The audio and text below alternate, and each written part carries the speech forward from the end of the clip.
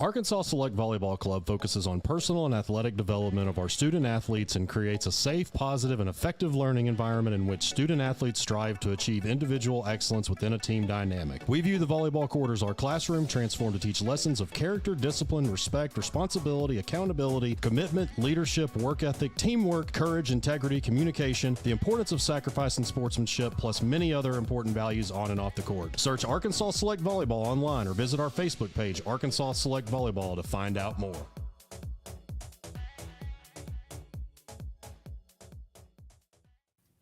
I started Arkansas Prep Sports in 2015. Saw a little niche where, there were student athletes in the state of Arkansas that needed to get that promotion to try to get to the next level. In fall of 2017, I had someone by the name of Kevin Miller just reach out to me out of the blue. We instantly hit it off. Kevin had just started his sports media company, BM Sports Report. The BM stands for Big Miller. If people didn't realize that, that's the reason that we call the Big Miller Media Days. This was Kevin's idea. Kevin saw what other states were doing in the high school sports world with media days. It was just an extra opportunity to promote teams, coaches, and players in front of a statewide audience. Kevin and I hit off right off the bat. We spoke on the phone at the beginning in the first few years, a few times a week. Then it was every day. Then sometimes multiple times a day. As a matter of fact, when my phone would ring, my wife would say, "There's your boyfriend calling you." Kevin and I went on multiple road trips. We ate at Popeye's Chicken all the time. I missed those road trips with Kevin when I would look over and he'd be asleep about 30 minutes into the trip and snoring, and miss those greatly. A lot of the ideas that we do in the high school sports world were Kevin's ideas. A lot of people have kind of started to mimic a lot of the things that we do. Kevin was the reason that I was able to meet and work with a lot of people in the high school sports world, such as Nigel Wright from COE Films and Nick Winger and Kyle Sutherland and people at Natural State Sports, amongst lots of other people that I've met. Kevin wanted his sole purpose. He just wanted to promote Arkansas high school sports athletes. We all miss him. He left a huge hole in the high school sports media world that we are all trying to fill. And it takes a lot of us to fill one role by one man. And Kevin wasn't just one man. Kevin had a great family that he left behind. His wife, he has a son and a daughter. We in the high school sports media world started a trust fund for his family. I would invite anyone at any time to drop by any First Community Bank and donate any amount of money, whether that's $1 or $50, to the BM Family Trust. And Kevin's wife hasn't used that money yet, but her goal is to use that money to help send her kids to college. I miss talking to Kevin. We all miss talking to Kevin. If you knew Kevin, he made you feel like you were his best friend.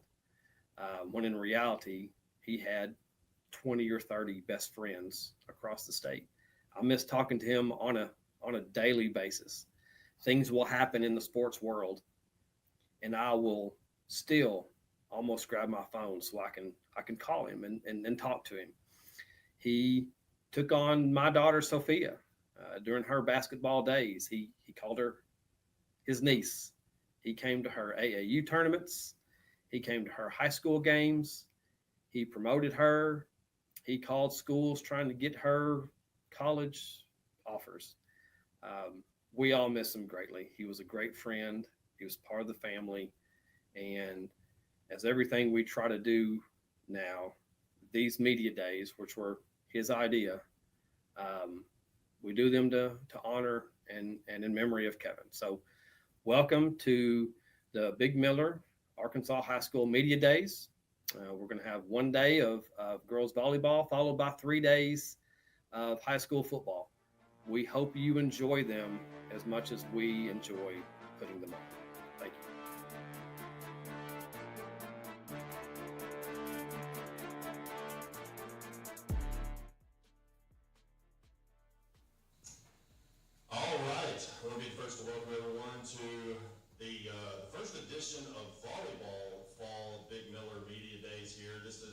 at First Community Bank after 2 great years of basketball. We will continue that, and then of course we've got football Tuesday through Thursday this week, but we're going to start off today with something new, bringing on volleyball. We wanted to add that into this year, and we were able to make that happen. Of course, with the participation of all the great players and coaches that signed up, we're going to highlight 31 teams. So excited to do that, adding another sport. This is, again, as I mentioned, our 3rd sport that we've been able to add to the Media Day slate. And as you watched there at the intro, Chris Boyd talked about the biggest reason that we started this, or at least the person that we continued starting it for. Kevin Miller, better known around the sports ranks as Big Miller, was an incredible friend of mine, as well as a lot of others that are involved in coordinating this event. And when he passed away suddenly in February 2024, that was one of the first things that we decided as a group, that we were going to continue Media Days, and we were going to do it in his honor, because that's the best way to honor his name, because he loved promoting teams and kids. And I always said, since he was more of a basketball guy, I always said it didn't matter if you were a lottery pick or the first one off the bench. That didn't matter to him. He wanted to try to get as many kids. The biggest reason why we're here today, because to honor Kevin's name and for the kids and for the coaches in these programs. So we sure appreciate everyone that's going to be involved and all of you that are watching. I want to thank too, as again, I can't say enough thanks to First Community Bank for the incredible hospitality that they have continued to give us. This is now year 3. We started this in 2023, and that continued partnership has given a state-of-the-art complex for us to hold this event. And so First Community Bank, want to give our thanks to them, as well as our returning sponsors, Fearless Friday, Athletic Field Services of Arkansas, American Pie Pizza, as well as our presenting sponsor for volleyball today, Arkansas Select Volleyball, as well as a new addition that we brought on, Matt Black from Allstate Insurance. So now that I've done all that, without further ado, I will not take up any of Little Rock Christian's time. We've got the Little Rock Christian Lady Warriors up first, led by head coach Lacey Rowan. And Coach, I'll go ahead and let you come up, and you can just go at it and give your opening statement. Hi, my name is Lacey Rowan. I am the head coach at Little Rock Christian. I'm beginning my 12th season as a Warrior, and we're excited to get this season started. We have a lot of returning players this year, and so I'll introduce who I brought with me this year. To my right is Sydney Lavender. Sydney is our only senior on the roster this year. She is a returning setter. This year she's also going to step up and play right side. She'll be a 6th rotation leader on our court. We have Allie Grace Redditt.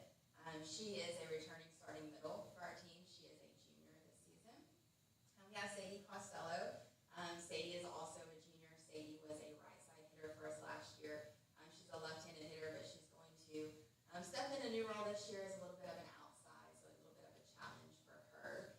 And then we have Ava Field. Ava is also a returning outside hitter from varsity last season. So we have a lot of returning players, a lot of sophomores on our court from the previous year. We did graduate 6 seniors last year, but we have a lot of kids that have court time, and they're ready to come in and compete with us this season. All right. Well, am I good here? All right. Well, Coach, one of the questions that we're going to ask a lot this week, since this is the first volleyball media days, is just in your time as a coach. Obviously we're doing this here for the first time and everything. So how have you seen just the game grow throughout your career, but really just over the past few seasons in particular?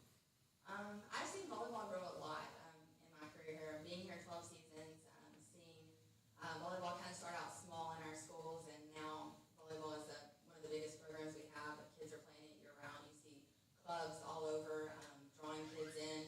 We have 5th and 6th grade programs, so starting early, starting young, kids are developing faster, which makes our sport grow faster. And so the players, obviously, Coach brought all of y'all here because she considers you leaders of the team. And so just talk about how just your individual roles, the way that you take pride in being a leader and just being an example for the rest of the players. Y'all can start, I guess, from right to left. Being a leader is hard. We have a young team.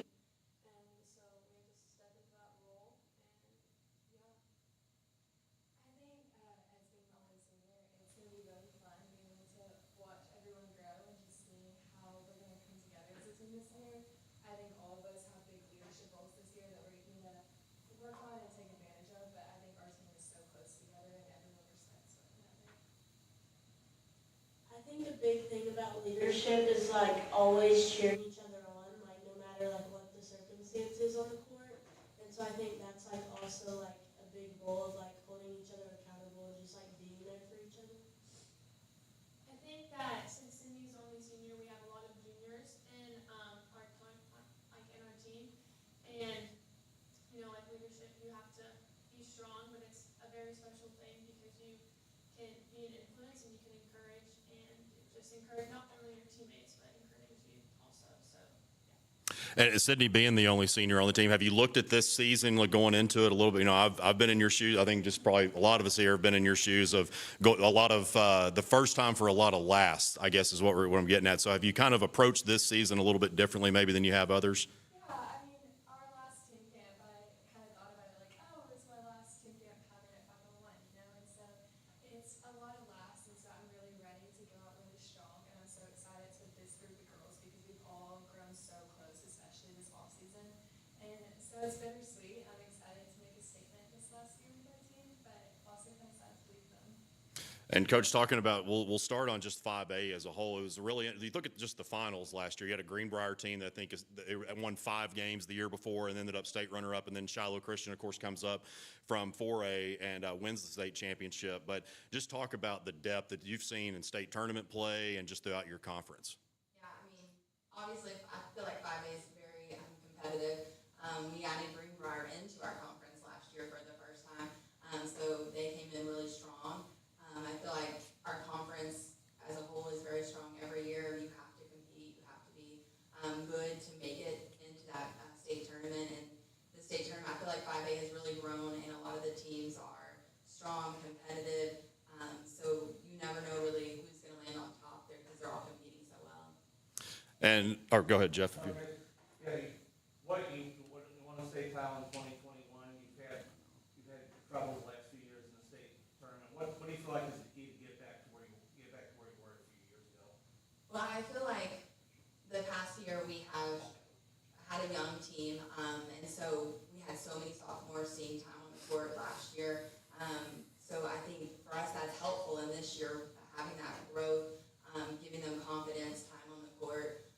That's going to be vital this year. I feel like we come in really strong with a lot of kids who have confidence now.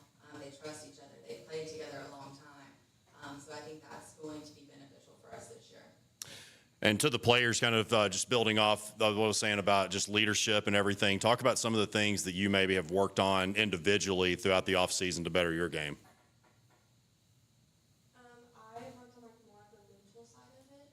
Volleyball is a lot of like who can make the least amount of mistakes and who can like recover from those mistakes the fastest. And so I've worked on like playing more confident and like playing to focus on others and encouraging others and more of like the mental side of the game. For me, I've really been working on being deceptive and faking out our blockers because I know if I can get our hitters in over net, that they'll be able to kill it every time. I think for me this offseason was really hard because I came back from a 6-month injury that kind of took me out of the game for a lot of like the preseason stuff. So I think like just really working on my mental game and like also getting back healthy for my team was a big part of it. And for me also, it's definitely mental. I sometimes can struggle when I make a mistake, like going to the next ball and having a next ball mentality. So I think that just gaining confidence and just going to the next ball and moving, I've been really like working on that and trying to improve that. And this can be really for anybody, but Coach, I'll start with you. You look at just Little Rock Christian athletics overall, and I mean, multiple schools will say that athletics success in this sport, breeds it in others. But I mean, you look at basketball. J.J. Andrews, Gatorade Player of the Year. Whitley Rogers, Gatorade Player of the Year. Jackson Kircher recently. This was at Oklahoma, now at Arkansas. Gwen Hall, that is now at McNeese State. Y'all have had some, Walker White, that signed a Power 5 contract. I mean, you've had some really big time athletes come through. So, just with your program, is that kind of something that you maybe harp on? Like, look, you can really come here and do some big things, kind of regardless of what sport that you're in. Yeah, I mean, those success stories are great for our program and for our school. They're things that people look up to and they want to come here for that. We had 2 seniors sign last year. They're going to play in college. Sydney's committed already to go play in college. And if that's their goal, that's what we want them to do. We want to work with them, help them in any way we can with their goals. But we successful they can be when they're here, whether that's going and getting a college scholarship and competing at the highest levels, or winning, each game. That our goal is for them to be successful, and I think that when we want them to be successful as an individual and as a team, it just breeds success overall.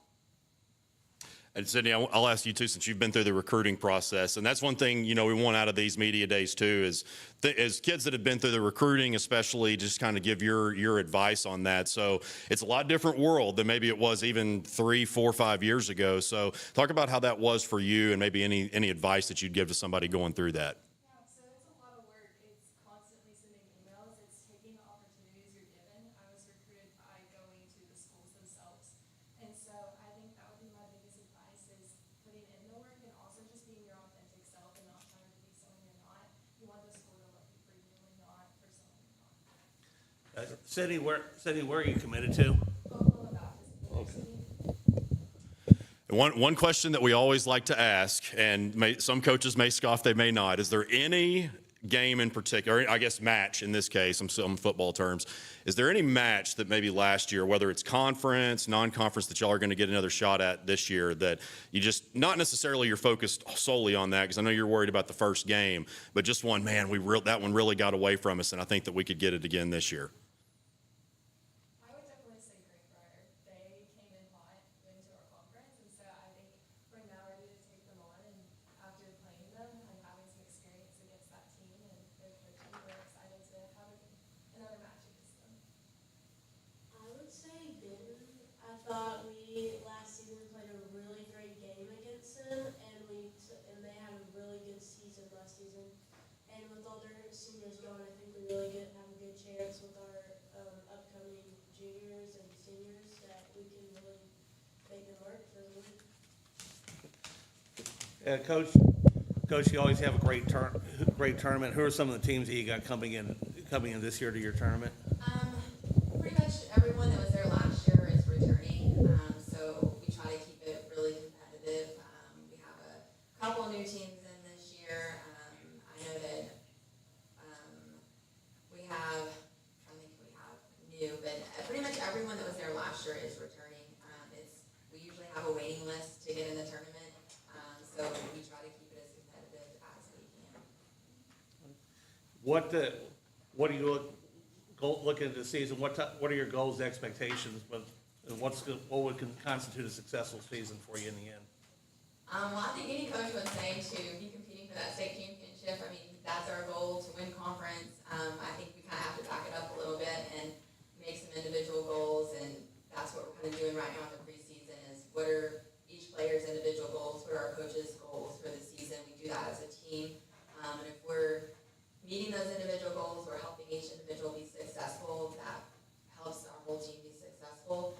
So I think that that's kind of where we're going to start this season, but I mean, we want to win. Coach, girls, really appreciate y'all coming. Thanks. Yeah, I hear.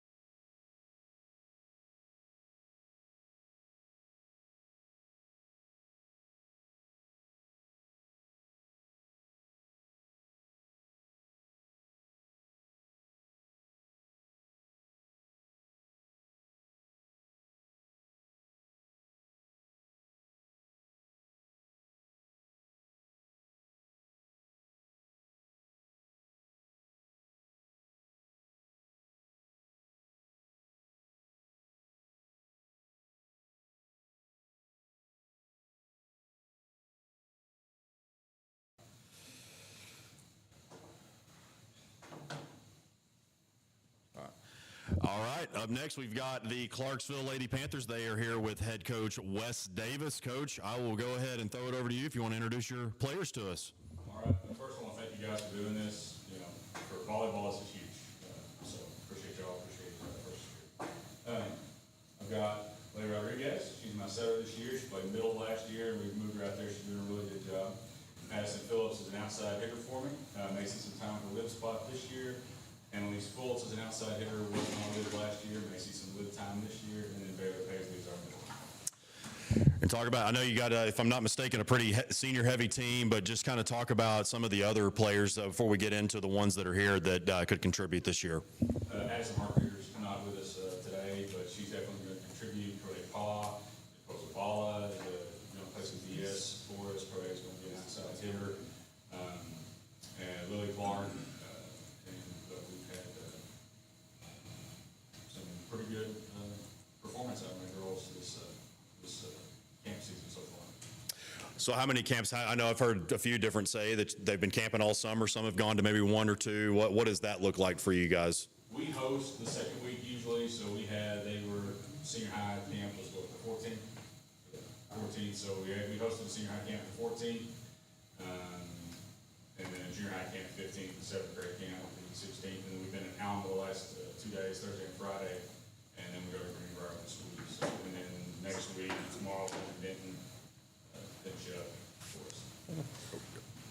You talked in the questionnaire. You said you have a number of 3-year starters wanting to leave a lasting impression. What are the impressions you've seen from your team over this summer that leaves you optimistic that this season could be special? We haven't had a lot of history of winning at Clarksville, especially the years I've been here. And these girls have put in the work that's been needed in the off season. Some of them play club, some have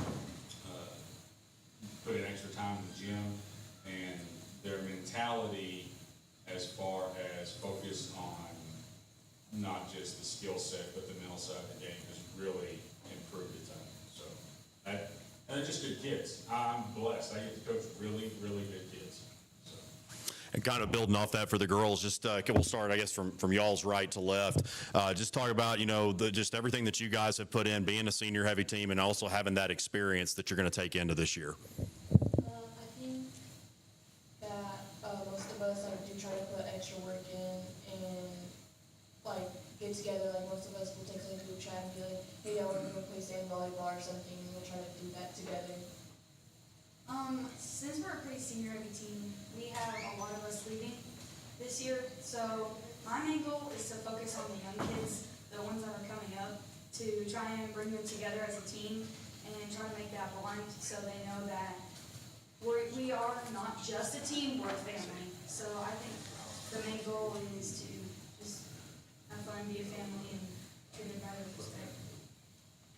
Last year, we talked a lot about servant leadership, so I think that us seniors focusing on leading by example is very important for the younger girls. A lot of it is the mental side of it. We've kind of struggled with selfishness and not acting like a team in the past few years, so that's a lot of what we're trying to change. Our grade specifically is when we first came up to sophomores, a lot of us started and there wasn't much leadership on the team, so we kind of had to jump into that role really early. And so we've been doing it for a while now. And Coach, I'll ask you the famous question that everybody's going to hear today. Just as a coach, talk about just the growth of the game that you have seen. It's really just exploded. It seems like maybe over the past 5 years to a decade. But just from your eyes, how has the game grown? Oh, well, one of the first state tournaments we went to, the coaches' lounge was like at the cold cut tray, and that was it. That was all in the hospitality room. Now you go and you see the spreads that are being put on. Just this media coverage alone, just this right here. I've been blessed, been in some state finals, and we've never had anything even resemble this before or after. This is, there's a popularity. And I think the college game is growing. The accessibility to club in the rural parts of the state has helped out a ton in growing the game. It's not the same, but you think in I was very blessed when I came in. Two women kind of helped me out, Patty Hill from Marlton over the years, and Gail Hangley, and those are some of the ladies who have gone through, you know, when volleyball didn't have a net, or the program had a ball, and now I've got 50 in my gym.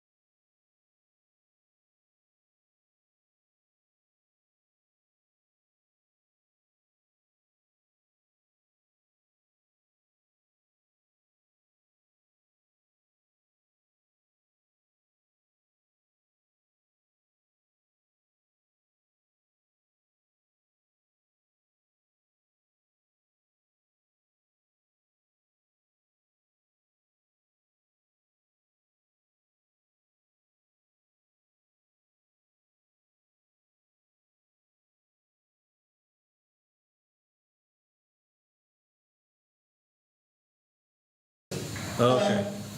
Okay, she didn't get rounded, obviously. Keep going. Yeah. Hello. A, B, C, D, E.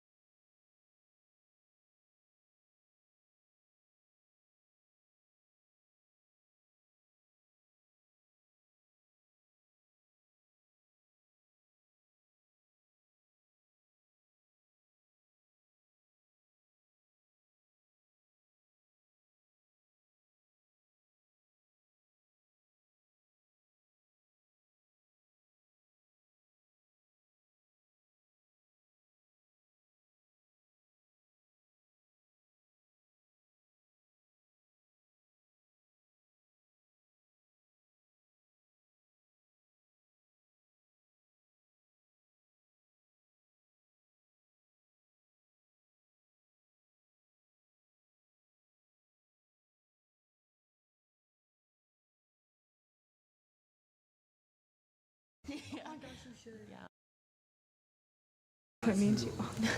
A, B, C, D, E, F, G. Hola. Hola. Hello. Hello.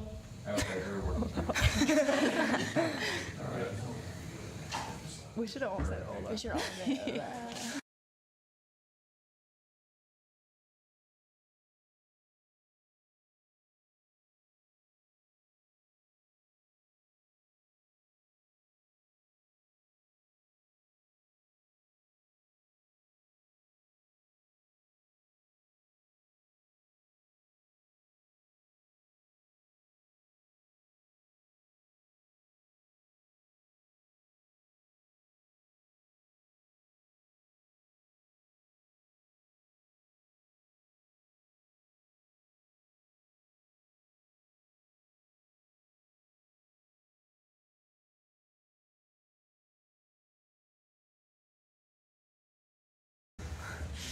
All right, thank you everybody for the patience there with the technical difficulties. Up next, we've got the Benton Harmony Grove Lady Cardinals. They are led by head coach Bailey Cordy. And coach, I will go ahead and toss it over to you, and you can introduce who you have with you.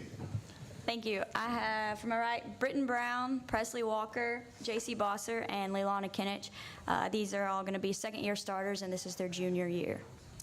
Talk a little bit about, obviously, you talked about them coming into junior season, very sophomore heavy last year, but still won 20 games, had a great year. So, know a lot of high hopes this season. So, just kind of talk about the expectations.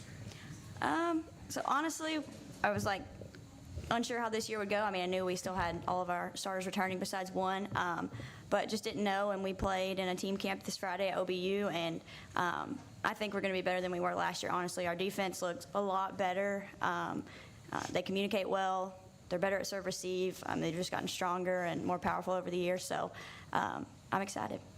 For the girls, we'll start from y'all's right to left. Just talk about being young sophomores, and obviously y'all, as we just talked about, had a great season. But some of the things that you learned as a youngster, doesn't matter whether you're freshman, sophomore, or how good you are. I mean, there's plenty of learning lessons that come with that. So just talk about some of the things that y'all took out of last season. I was just like, sorry. I would say like the ability to be a leader. The seniors, obviously, they're usually known as the leaders, and like sometimes sophomores or even freshmen have to step up and have to lead the team when they're out or when things are going wrong on the court. And it's like you got to learn how to, I guess, like work with that. So. I'll say kind of the same thing Britton said. We only had like 3 seniors, and only 2 of them were really on the court with us most of the time. And you don't have to be really old to like encourage your team and like be there for them. So yeah. I would say it's the same thing as they said, being a leader and always encouraging others and trying to be like a bright light on the other ones. Oh, I would say we had to like get used to the speed of the game. It completely changed from like junior high and then going into high school. So we had to just like really like focus and have all our energy and really try. And talk about just some of the I guess y'all are 3A, lost to move to 4, but right now 3A, and obviously last year, let's see, who was that? It wasn't Hackett, who was it that won? Paris. It's Paris and CAC. Got to like them. We'll have those two teams here today as well, but just kind of talk about just your overall experience, like just thoughts on the 3A classification in general. I think sometimes people think like, oh, 3A volleyball, like not a big deal. But there's some really, really good teams in 3A that I think give teams from 4, 5, and 6A a run for their money. So we've got CAC, Paris, Mansfield, Mayflower, us. There's a ton of teams, I think, that it could be anybody. You talked, when I said in your questionnaire, you talked about how you beat CAC one time, you took them to 5 sets another time. What do you feel, obviously they were the runner-up last year, what do you feel like you need to do to try and close the gap between your squad and their team? Like last year when we lost to them twice, it came down to 2 or 3 points both times. I mean, just mental mistakes, just like getting out there and focusing on the game each set. We had a chance to take them at our place, I believe it was. Maybe, I can't remember at this point. I think it was in the regional tournament. And we had a chance to finish at 3-1 and just kind of let it get away from us. So just knowing how serious it is and them kind of come in focused. I mean, we talk about them all the time in practice. When I'm on a box hitting at them, I'll be like, hey, I'm Kayla from CAC, so props to her. They hammer the ball down the line, and we've kind of put in a defense to hopefully fix that problem. And like I said, I think we have a better defense, and that's going to help us out. Also in the questionnaire, you said last year there are attitude issues that disappointed you. What do you see out of your club this year that makes you believe that that's not going to be a problem this time around? So last summer, it was like it is this summer. I mean, they were great. We're having a lot of fun. So we've put in some kind of rules and expectations between them all. I mean, they know when I talk to them about it, like, it wasn't fun to end last year. It wasn't sad for it to be over in a way. So I told them, like, I want, no matter how our season finishes, I want us to be sad when we leave. Like, I want it to be a sad thing that we're not together anymore. So I really think if they come in, work hard, have good attitudes, it's going to be fine. We just had a kid get hurt late at this end of season and just changed everything, honestly. And one thing we're probably going to ask just about every coach that's here today, since it's the first time we're doing volleyball, is just your thoughts on the growth of the game, whether that be as a player, as a coach, just from when you first maybe took interest in volleyball to see where it is now. Talk about that. Oh, it's insane. I graduated in 2015 and played at Benton, which was like a powerhouse then, and it's a powerhouse now, and it's still so different. Just what we do in practice, like, let's say, for example, like libero taking sets out, like that's just a known thing. And that wasn't a thing when I was in school. Like libero didn't take the next ball. Like that wasn't something we taught, something we practiced. Running a slide, a shoot, a 3, a rip, that wasn't really a thing either. I mean, it was pretty basic. Volleyball was still good and fun back then, but there's just so many little things that kind of take you over the top. And for the players, you'll talked about some leadership roles that you might be taking. What are some things that each of you have maybe worked on to improve your individual craft throughout the offseason? I'd say like the communication part where you're like louder than the other people on the court, or like saying who has the ball, where to go with the ball, like where to put it, like just being louder than the other people on the court, telling them what to do. We work on being more confident, and so like don't be afraid to step up and help out and communicate, like Britt said. I'd say attitude. You make a mistake, just shake it off. Don't let it affect you, because then it affects the team as a whole, and then that just brings you down. I'd say like not being afraid to speak up, like even if you're not like the oldest, or like if you're younger, just being able to like say what you think. It could help the team. And Coach, talking about playing at Benton, I think this is a little louder than it was. Talking about playing at Benton, we'll have them in here later. Obviously played for a legendary coach there, and just talk about maybe some of her as well as some of your mentors that you've had along the way throughout your coaching career. So actually, when I was at Benton, Coach Sheep was my junior high coach, and Coach Chumley was my senior high coach. That's right. I forgot about Coach Chumley. Yeah, I'm forgetting my history. But I mean, they were both awesome. As soon as I finished my first year at Harmony Grove, I texted them and was like, wow, I didn't realize how much you did behind the scenes, but like, this is awesome. And getting to play for them and like the expectations they set, I still hold myself to those, and I talk to them all the time about it. Coach Rook, actually, it was a few years ago, but we were at a Benton team camp, and she was telling my kids, she was like, y'all would die if y'all had to do the conditioning that they did. I'm like, yeah, I might not have a team if they had to do what we had to do. But I mean, they've held high expectations for 20-something years and continue to do so. You talked about playing at Benton. What do you see as the big differences in the quality of play at the 5A and the 3A levels? The biggest difference? Yes. Honestly, I think it kind of depends on the team. Like I said, I think that some of these 3A teams could go and give some of these 5A teams a really good game. The biggest thing is the pool of athletes. Like, there's 100 kids per grade, and at volleyball tryouts for senior high, I might have 20 kids show up. Like, I usually take whoever's there because I need to be able to practice. I need to have a JV team. Or Benton, they're cutting kids that would come play and do come play for me.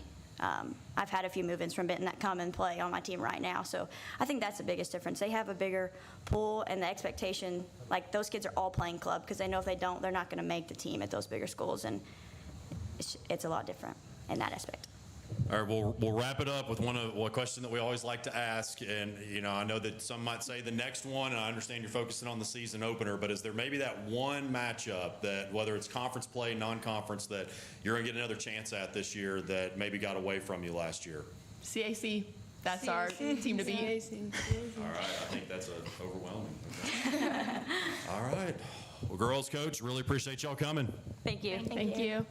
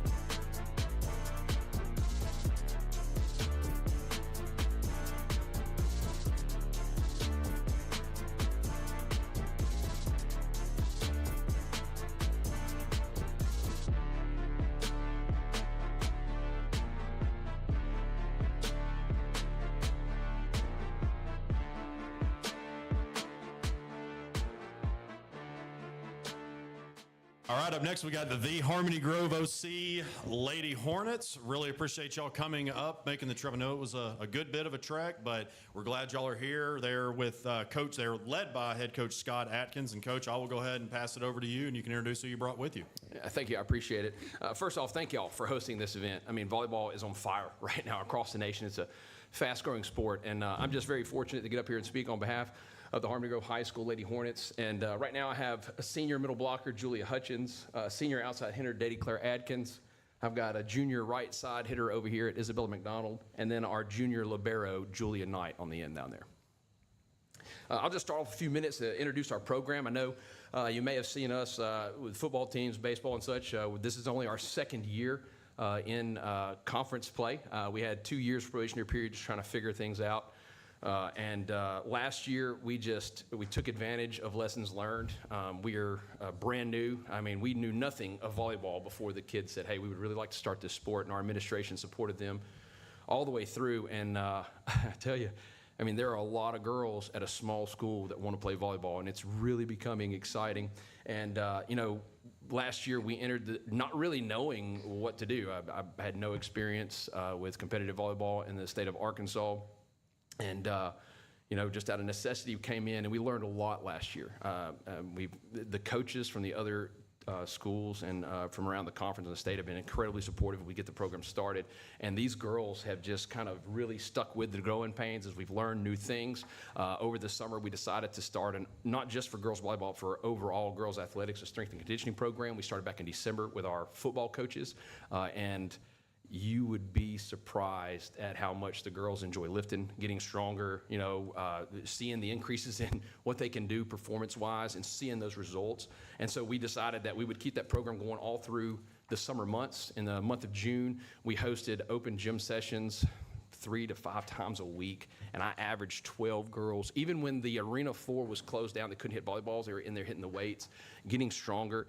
I've got girls that wear me out about film study. So we've taken all those lessons from last year, and these leaders here that have kind of been, you know, the pathfinders, you know, that have come through for our program. So all the things that happened last year, we narrowly missed the regional tournament by one game. We played Costard at home, last conference game of the season. All the drama you could ask for there. 2 brand new programs.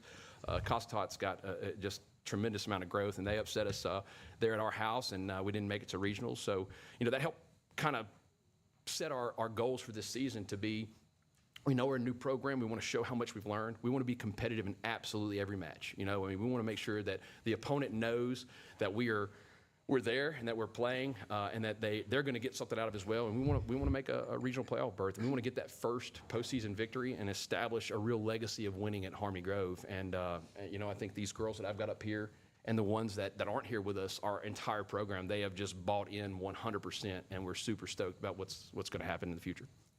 Going into your second season as a program, where do you think your team has made the most improvement?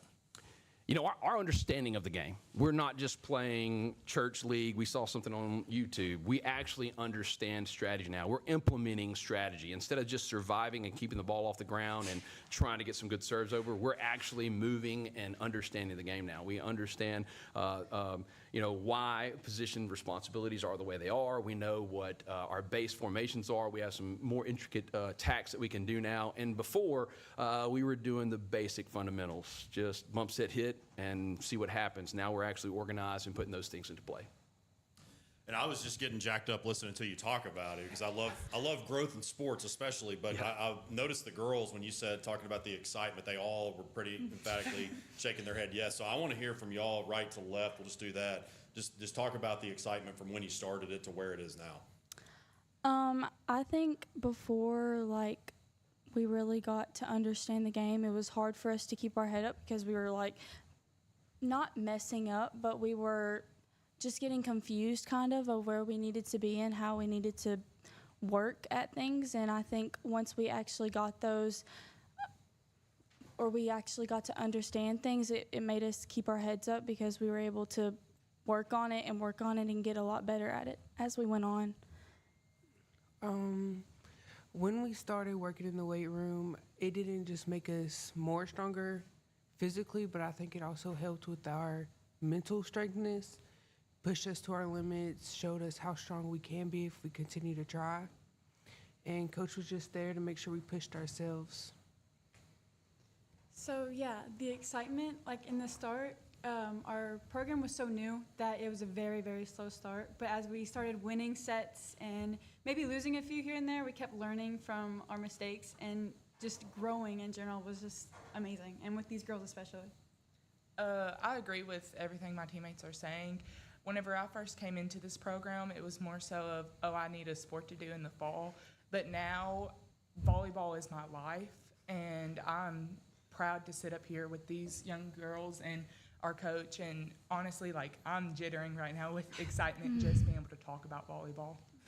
And Coach, we know with and you touched on it. Anytime that you start something new, I mean, there's guys we've noted as we've had today. We've had some growing pains here with audio, so we understand how that is. But what were some things that you learned as a coach, as far as not a lot of people understand that half the game as a coach is really just trying to keep the mind stable, I guess is what I'm getting at. So what are some things that you learned from that, kind of balancing, sometimes having to be the hard-nosed coach, but also understanding, look, these are kids and you got to teach stuff? Yeah, you know, we really harp on discipline and accountability in our program. You know, own your mistakes, get there, be committed. You know, just making sure you're putting a foot forward to improve every single day. And to be honest, one of the things that's been the biggest challenge for me is pulling the reins back.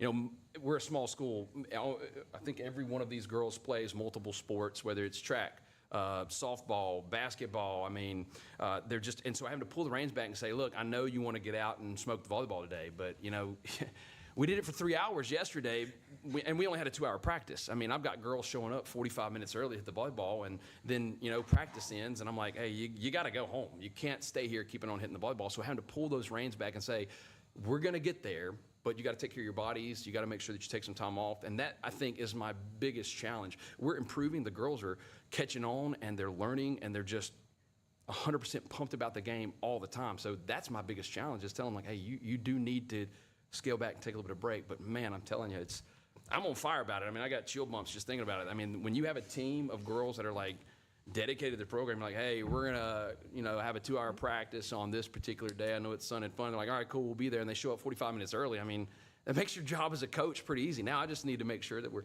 putting in the fundamentals and sticking with our strategies and making sure I'm there to support them with whatever they need.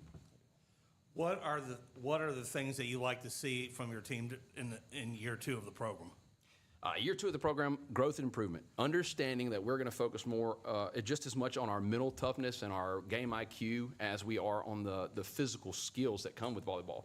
I mean, we went from not being able to pass a volleyball to being able to put a volleyball where we want, being able to make those sets. And as long as I'm seeing improvement from these girls and their heart is still in it, you know, what more could you ask for? I mean, everybody wants to win, but when you got girls that are dedicated to the program and they just want to grow and get better every day, just facilitate that. Girls, you talked about just the growth as a team and as a program. What are some things that each of you have worked on individually throughout the offseason? I think for me, I definitely try to work on my communication a lot and serve, receive. That's one big thing that you really have to focus on to really just start the play overall, and being cheerful on the court whenever we're either losing or winning. That's one thing that's like really important to me. So. I think for me, the biggest thing I've had to improve was the emotional part of it. Realizing that there's no point in playing if you're not enjoying playing. So if I'm having a bad day or a bad game, I just remember that there's people here for me. I'm here for my players, and there's a reason Coach picked me to play this position, and I just live up to that expectation. Yeah, this past season, I've been working on my approach, especially as an OH, outside hitter, and being a leader on the court, especially as a senior this year, working on my attitude towards other players and keeping the team up in spirits, even if we're losing by 10. You just got to keep the attitudes there and make sure that we all have fun, mostly, just fun on the court. I'll say, for me, the things that I've worked on hardest is most definitely my communication with players, but also making sure that other middle blockers know the rotation and that they know what drill or set or play we're trying to run, because I'm also one of the 3 seniors on the team, and it's hard for some of the newer players who know nothing about volleyball, and we are the ones there who have to help coach them because there's only 2 coaches on the team and there's a whole bunch of teenage girls running around. So. And Coach, we'll close it. I mean, I'm truly, the excitement is radiating through the room. Like, I'm truly jacked. But, like, I wanted to hear also, too, we'll finish it up about just, like, some of your not underclassmen, I guess your junior high teams and just kind of what you have coming up. You obviously, you love what you have right now, but talk about some of the youngsters that are also excited about the program. I've already got some sophomores that are going to get plenty of playing time, make an impact. I mean, when I tell you, I think our first year we had 58 girls trying to play volleyball. That was hard. That was really difficult trying to get the touches, and it kind of takes care of itself. But we've got a 5th grade and 6th grade squad that we work with for mini camps and things like that. And when I tell you volleyball has caught on at the Harmony Grove High School down in little Ouachita County, it is caught on, and the kids are excited about it. And so, looking ahead, obviously, these girls, Danny, Claire, Julia, all these girls pretty much been with us since we had our very first season. We were trying to get people to play us because nobody wanted to squeeze you in there, just trying to get some experience. And then to have it accumulate to where, I'm sitting here now with some sophomores coming in that played junior high last year. And, our junior high team got decimated by injuries. Our 2 biggest hitters go down with ankle injuries within 2 games of each other. We lose them for the remainder of the season. So now having all of them healthy, I lost Julia Hutchins 3 games in last year to an ankle injury. Just all of these things and seeing what we have for the future, man, I'm pumped. What we have to bring is awesome. And the volleyball competition in Arkansas, you can just look around this room right now. Go watch YouTube and watch Arkansas High School volleyball. It's hard not to get excited. Coach, girls, we really appreciate y'all coming up. Yeah, all right, thank you all so very much. Really appreciate it.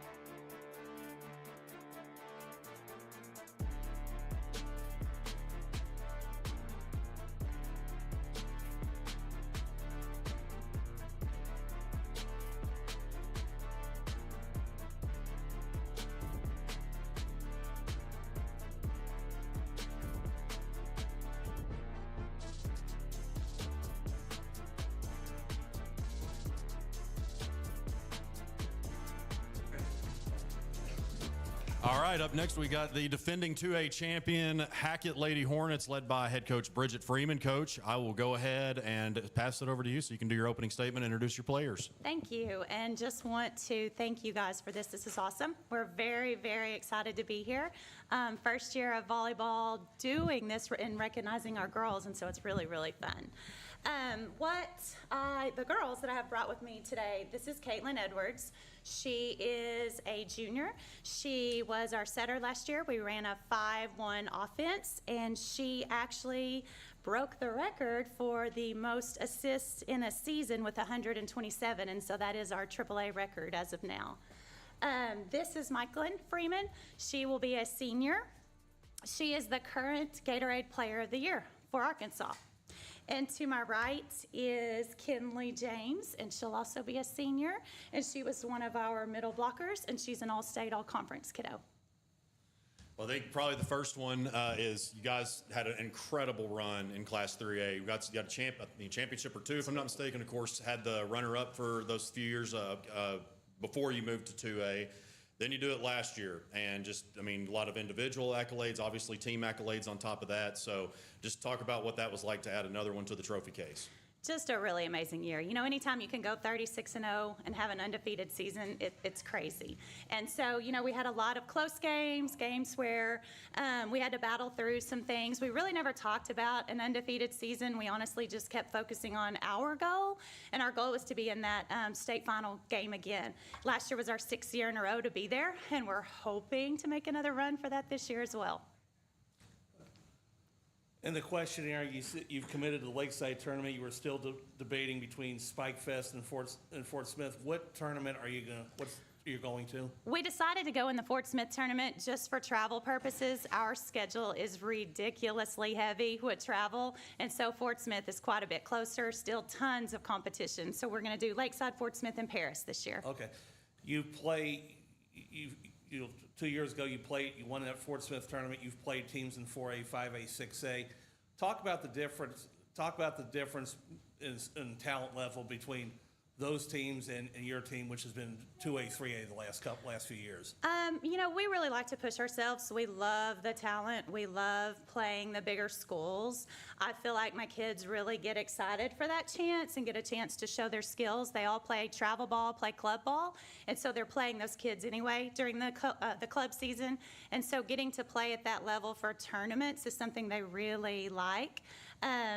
You know, 2A volleyball, we play a lot of teams that are brand new to volleyball, and we completely understand that because Hackett just started volleyball in 2017 was the first year we actually played in a conference tournament. And so we understand where they're coming from, and we try to encourage them when we play them. But I think for us, we like playing the bigger schools too. And girls, as Coach said, still a new program, not even a decade old yet, but the success has been incredible. And when you win as much as Hackett has, obviously that pressure to do it when you make the state championship, that kind of becomes the standard, you know, for a lot of people. So talk about how, we'll start right to left, just talk about how each of you handles that, you know, just the expectations and everything season in and season out. I just try and definitely keep myself cool. Like, I don't let the pressure or anything affect anything, like the team or my playing abilities. And I like to just keep light and not think too much about it. Don't be too hard on myself.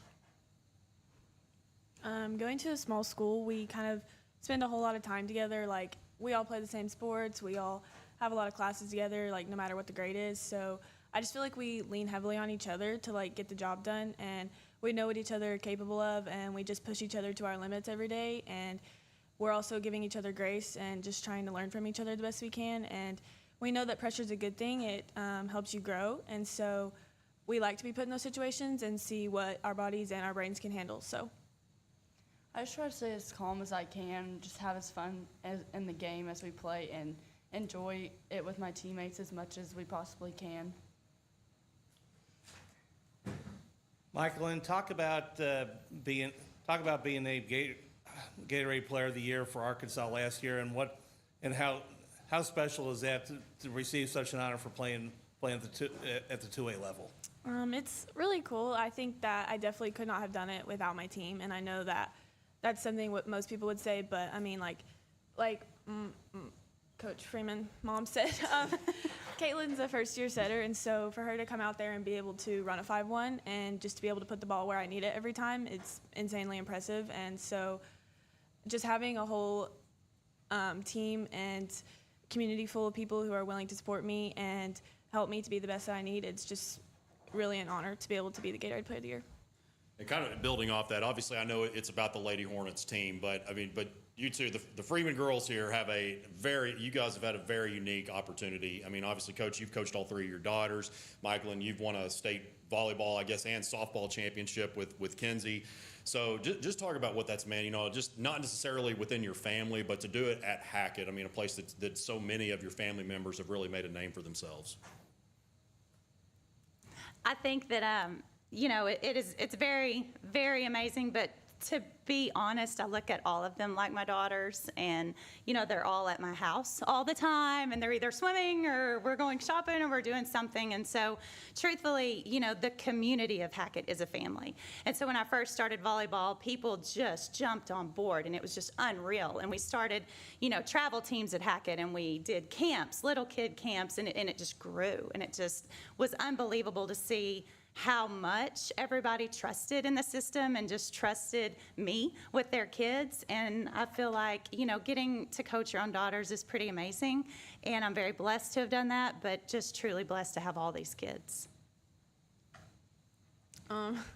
I played pretty much every sport with my sister, and I never did get to play with my oldest sister, but she made a ton of accomplishments in her time, and I wish I could have played with her, but I love Mackenzie so much, and I'm just so thankful that I got to play with her as long as I did, and it's just such a blessing to be able to play for my mom as well, and I think that obviously not a lot of people get that opportunity, and so I just try and remind myself how much of an honor it is, and like she said, I think I see most of these girls as my sisters anyway, so, I mean, we're just one big family. Okay. You're obviously you're loading up. You're playing a tough non-conference schedule. How much do you expect that to help you throughout the season? And how even if obviously playing the schedule like that, chances are you might not go 36-0 again. Is 36-0 the least of your concerns, or is the big thing just play that high level competition to get you ready for October? It's absolutely the least of my concerns. And honestly, we haven't even brought it up in our gym once this summer. Last season was last season, and so we're moving on this year. I feel like they like the challenge. We know we'll face adversities, but I think those teach lessons. And I love when they learn from losses because, you know, when they're in that same situation again, they know how to handle it. They know what to do. And so the tough schedule is something that they really like, and I feel like it's something that they'll rise to the occasion when need be. And the end goal is to hopefully be in Hot Springs. So. And Coach will, of course, ask you about just the growth of the game. I mean, you were a great player at Mansfield and the Hall of Fame at Arkansas Tech, started the program at Hackett. So you've been around this game for a very long time. And just really from even when you played and then going through the coaching ranks and everything, talk about just the growth of the game throughout the state, but just in general. It's amazing to talk to the girls about how the rules have even changed, you know, with the net serve and just the transitions in the game. And so I feel like in Arkansas, it's growing. It's unbelievably big, you know, with club ball, and you'll see the amount of kids in Arkansas that are playing, and then we get to play them in high school, and, you know, all these kids are travel kids up here. And so these two were talking in the car about relationships that they've had, you know, with their travel ball team. And so to see it grow and to see it, you know, be something outside that we travel all around the United States playing, but then we bring it back into our high school level too, and it just continues to get better and better. And girls, I know, you know, obviously we talked about the success and won a state championship last year, but you know, any great team is always going to find some things that they need to work on. So what are some things that maybe y'all throughout, whether it's in club ball or just kind of tossing the ball around together, what are some things that y'all have worked on throughout the off season? I've definitely stayed conditioned with working out, practicing like since beginning of June, and staying like lifting weights and everything, and then of course club ball, just keeping in practice and things like that. Those are just what I've been working on lately. I feel like we've been working a lot on like diligence. I feel like executing the small things is one of the most important parts of volleyball, to be able to have a chance to execute the harder things. So I feel like we're just really being diligent on controlling the things that we can control, and then being able to overcome the obstacles of the things that necessarily we don't really have any control over. That will come when we get there. I think making less mistakes during our playing time, and also not even just physical, but like keeping bonding like with our team. That's everything to us.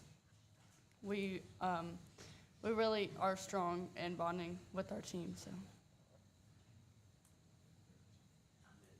All right, well, girls to coach, we really appreciate y'all coming down. Thank you.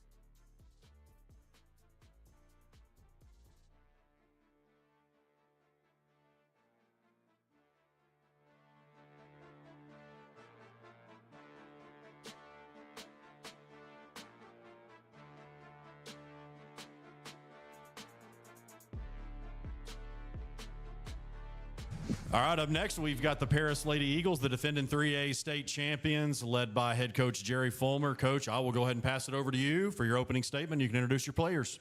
All right, thank you. First of all, just appreciate y'all so much to having us here a day like today for volleyball. And just volleyball has grown so much over the last few years, and it's because of people like you that's promoting it. And just want to say thank you so much. A little bit about Paris, and at least since I've been there, we've been on a tremendous run. Of course, last year our record was 28-5, and we just saw the team last year that gave us one of those 5, and they were really good. But we were conference champs and went through conference undefeated. We were district champs, regional champs, and of course we were 3A state champs, which was a super, super good year. A little bit of history real quick on Paris sports. I'm not sure if you know all, but we had a row of 7 years in a row making it to the state finals. We were state champions in 2015, 16, 17, 18, 21, and 24. State runner-up in 2012, 13, 14, and 20. And in the past 13 seasons, we've been to the state finals 10 times. And the 3 times we did not make it, we were beat out by the eventual state champions. So, I mean, it's just been a great, great, super fun run that I've just been lucky enough to be sitting on the front seat watching it all. The credit for this really has to go to Coach Wes Davis. He was there back in, I believe, 2007. And he had this program 4 years before I joined him, and I learned so much from him. He was a former player of mine, if you can believe that, when I was coaching football. But I learned so much from him, and we can learn so much from our kids if our coaches will do that.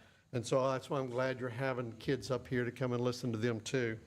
But Jordan Devine, and she's at Clarksville now too, had a huge impact, and so did Coach Josh Hart. Those 3 really had a huge impact before I got to take over last year. And Haley Owens really led the way as a player, and she ended up playing at Arkansas Tech. Some may remember her. But it took numerous players to build this program into what it is today. And so we've just had a super fun run, and we're going to try to put that in the past. Like I said, that's history. Right now, we're looking forward to this coming year. And right now, I have some players here with me. Emerson Comp, she's a DS. I have Rowan Patterson, she's an outside hitter. Abby Yarnell is a setter. And Ashton Ely is another outside hitter for me. And I'm hoping that, some of the things we just talked about, the history of Paris volleyball, these ladies here are just going to keep it going. And it's been a fun summer camp. It's been rough for us. It's a building year for us. But that's where we are, is trying to build. And like you mentioned to them last group you had up here, we're looking to get better by October.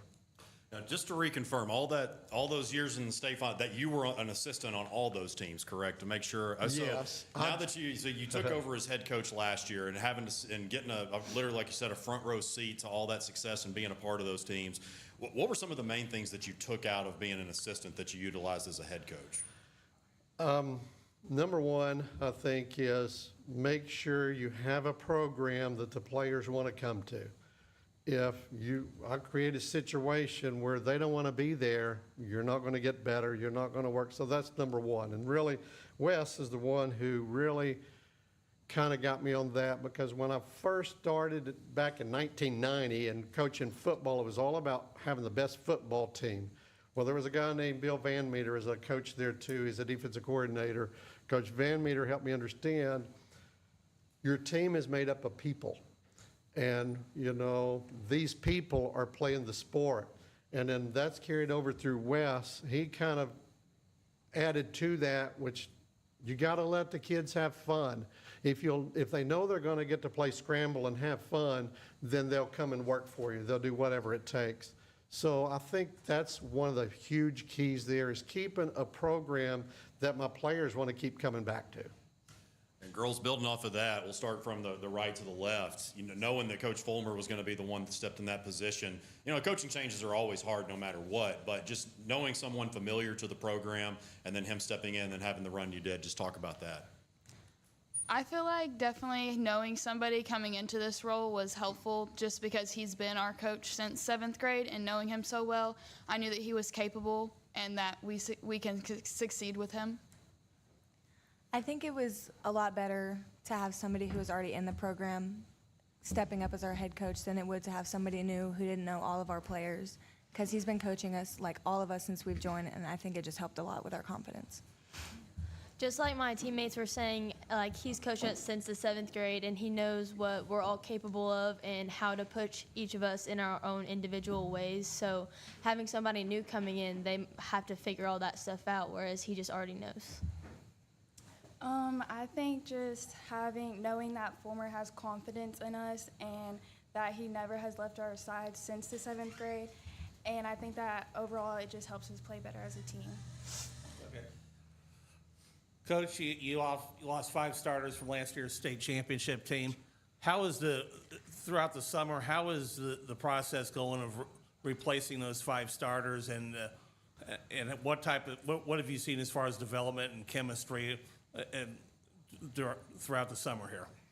That's it right there. You know, that's high school sports. One year to the next, you're always losing some, and you always have those freshmen coming in as sophomores and playing. And we're actually going to have, we were heavy laden in seniors last year with a couple of juniors, and now their seniors here with us was a huge part.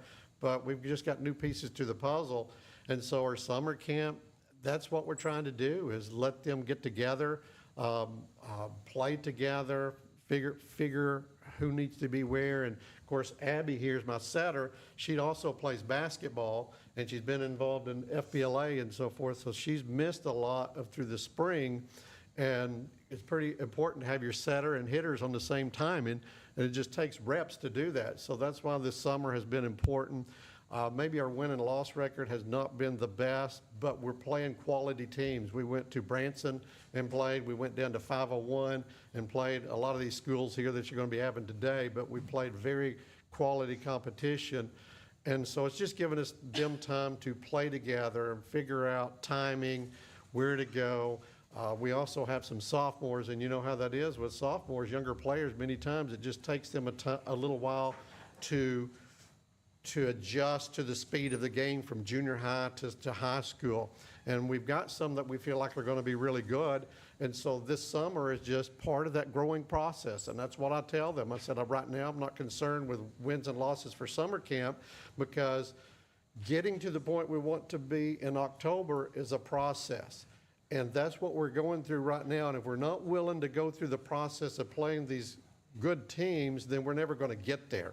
And I just feel like that's where we're at. We're in the process of building. Their chemistry is very good as a team. We also have some other seniors that's going to be on the team.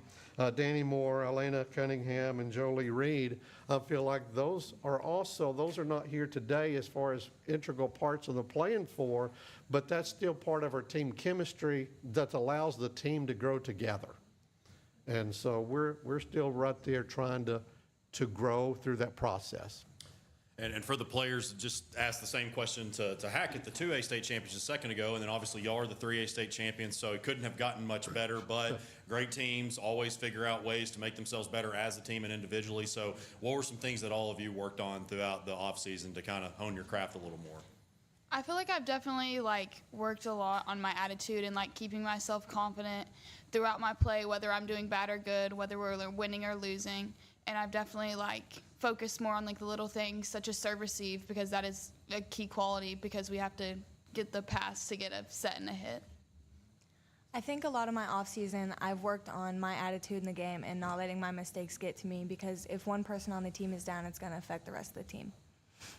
I would say our team chemistry and just getting my timing right with my hitters. Like Coach Fulmer said, I've been in basketball and doing those things, and we have a bunch of new sophomores coming up that have had a different setter in junior high as opposed to me, so just getting that timing down with all of them.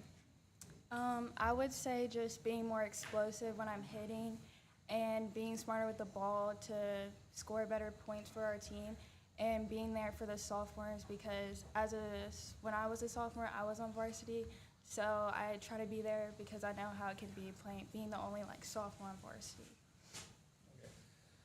Coach, you were hired last year in July. Now you're in your second year. What's the big adjustment for you going from an assistant to head coach? Now you're in your second year as a head coach.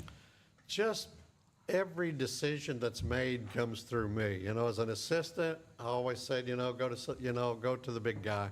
And now scheduling is huge.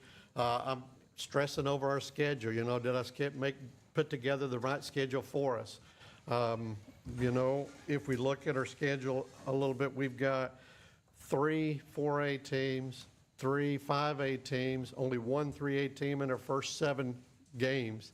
So I've scheduled up to try to get us to playing in October. I feel like we need to schedule up so that we can play in October the best teams in 3A, because as Hackett showed us last year, the best team in the state was in 2A. I mean, and there's going to be a lot of really good 3A teams. I feel like this year there's probably going to be more better 3A teams than ever. They're going to be very good. And so just putting together the schedule, I think, has been tough for me. And we're going to be going to Spike Fest, so, who knows what schools are going to be, big schools there as well. Putting the schedule together and just trying to make every decision based on the hotel room and when are we going, what time are we leaving, all those little things to make sure I'm doing these things right so that we keep this thing organized and going in the direction it needs to go in. So that's kind of from the assistant to the head coach. Well, wrap it up here. Obviously, y'all won a lot of games last year, won the ultimate game, but is there maybe that one that you're going to get another shot at? I keep saying games. I'm sorry. I'm in football mode. Match.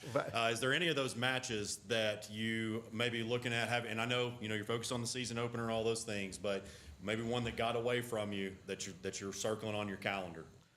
Well, again, Hackett, we felt like we had them on the ropes last year, but those 2 Freeman hitters just said, nope, we're not letting them. We beat them set 1. They won set 2, which was very close, and then we was up on them in set 3 in our invitational tournament that just got away from us there. And, I'd like to, of course, since 2017, and, Coach Freeman has been around volleyball a long time, and her teams are always super good, and that's why you want to do is beat the good teams, and I feel like Hackett is still going to be really good. And it kind of sounds strange playing down to a 2A team, but that's not a normal 2A team. Y'all saw last year the #1 overall team in the state. Them, as well as Greenwood and Greenbrier, I feel like got away from us last year, but Greenwood I feel like is going to be a much better team this year. We couldn't get them last year. We let those 2 slip away. We played them a tri-match on a Saturday. So I'm kind of hoping that, between those 3 we can battle. And again, our tournament is so late in the year. If we can play Hackett, and I knew last year, even though we lost to them in the finals, I thought we're in good shape to make this state run here towards the end of the year because we beat them set 1. And even though they ended up getting us, I still feel like that gave us a lot of confidence to finish up the year, knowing that we were one of the good teams as well. And I really feel like Hackett might be the one, and I'm really kind of looking forward to play against them and see how we can do, because I know they lost one of the Freeman girls, but they still got the other one, and they're going to be really good. How about y'all girls? What do y'all think the same thing, or? Okay, it's complete agreement. All right, well, we really appreciate y'all making the trip down. Thank you so much. Thank you.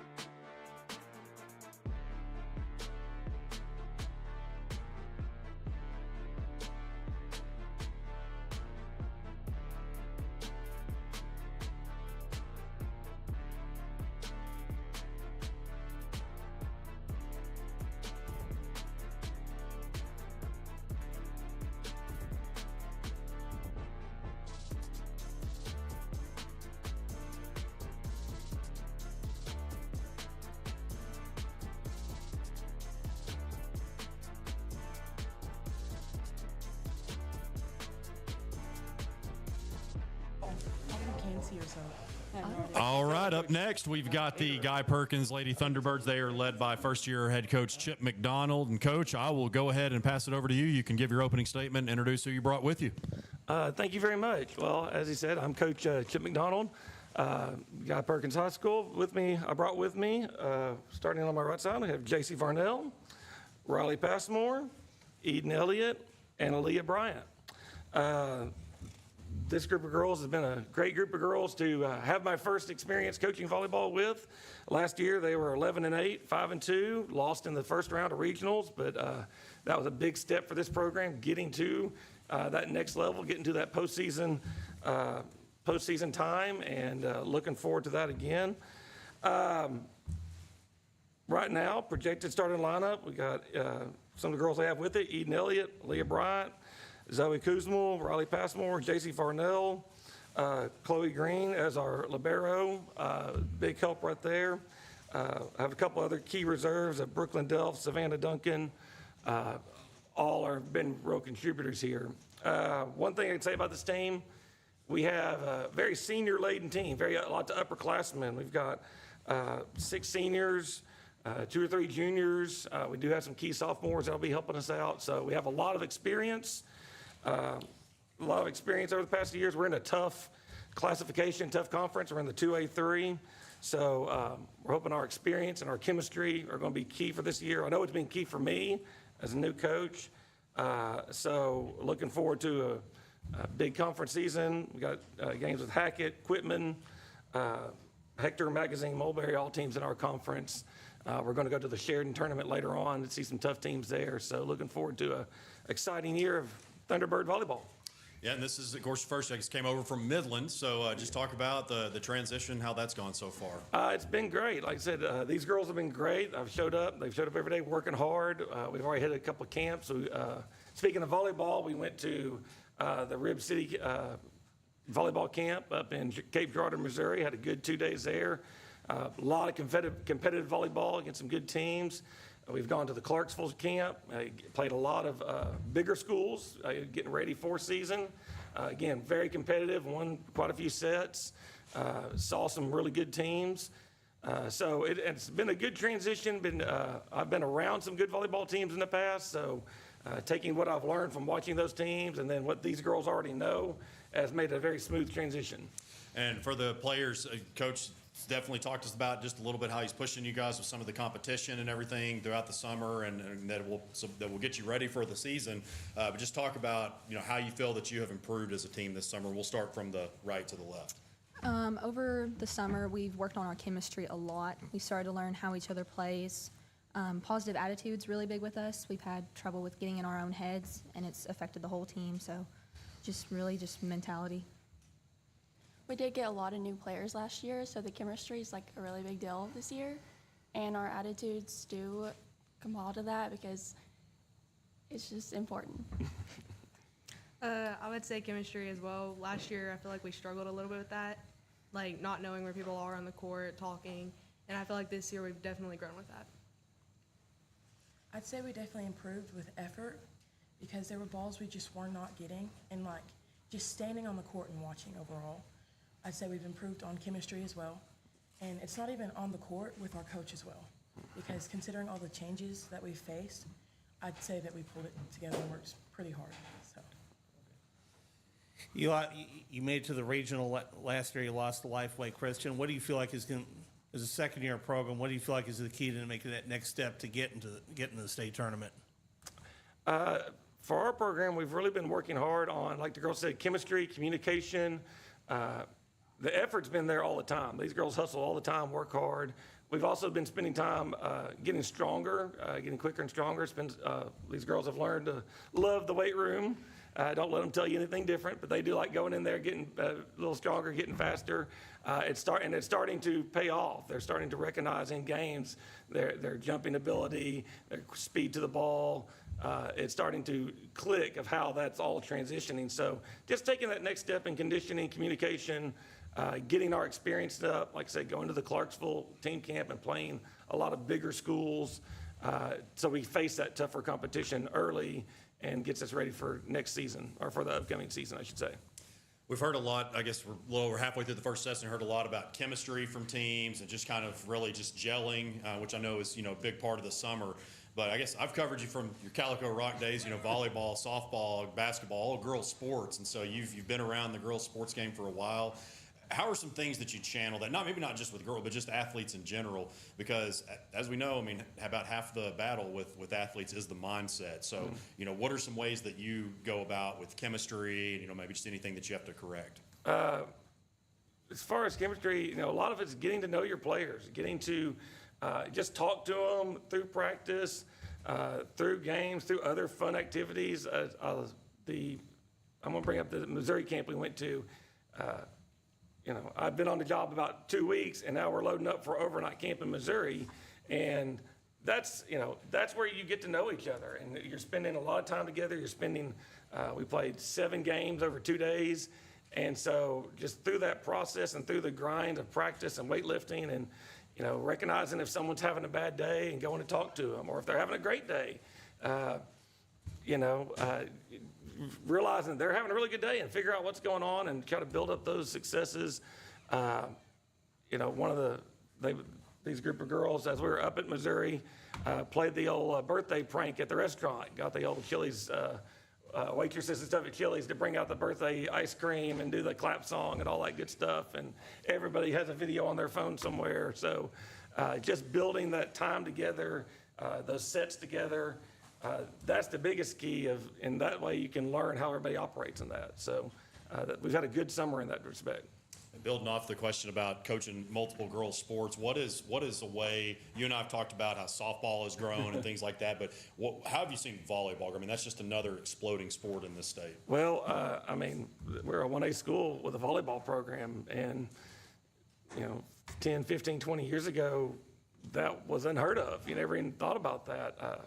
I grew up at a bigger school, so we had it, but I knew the smaller schools didn't. But just the fact that more and more schools are taking on volleyball and softball and all these sports to allow more opportunities for students and for student athletes. And that's what we're hoping to do at Guy Perkins, or we're working to do, is we want to have a good volleyball program. We want to have all our programs to be good, and we want the kids in our community and surrounding communities to see us as a successful athletic program, volleyball, basketball, softball, even our boys sports. And so, and we have to, and small schools have to provide those opportunities. And so that's been great for our schools. What you're doing here today, the fact that we're having a press conference into July here and promoting our sports and our teams is, just amazing, and great opportunities for these girls and great opportunities for our schools. So we appreciate that, and it's a good thing for us. And for the players, you told us just kind of the way that you're coming together as a team with some of the things you're doing this summer. What are some things that each of you have worked on individually? We'll start from the right again. What are some things y'all have worked on individually throughout the offseason? Definitely explosiveness and having more power with my hits, and then mentality, just trying to keep myself positive as well as my teammates. Being more confident and not scared to hit the ball and mess up. I'd say court awareness. Being a setter, you have to have a lot of court awareness, so I've been working really hard on that, and also just my mentality of if I mess up, I have to fix it, and growing in that. The main thing that I worked on is our chemistry, because with her being new to the team, the first mistake that I made was not jumping at that opportunity to get to know her, and that's definitely not a mistake that I'm going to carry into this season. We know how we play, and we built that chemistry, and I'm ready for what the season has.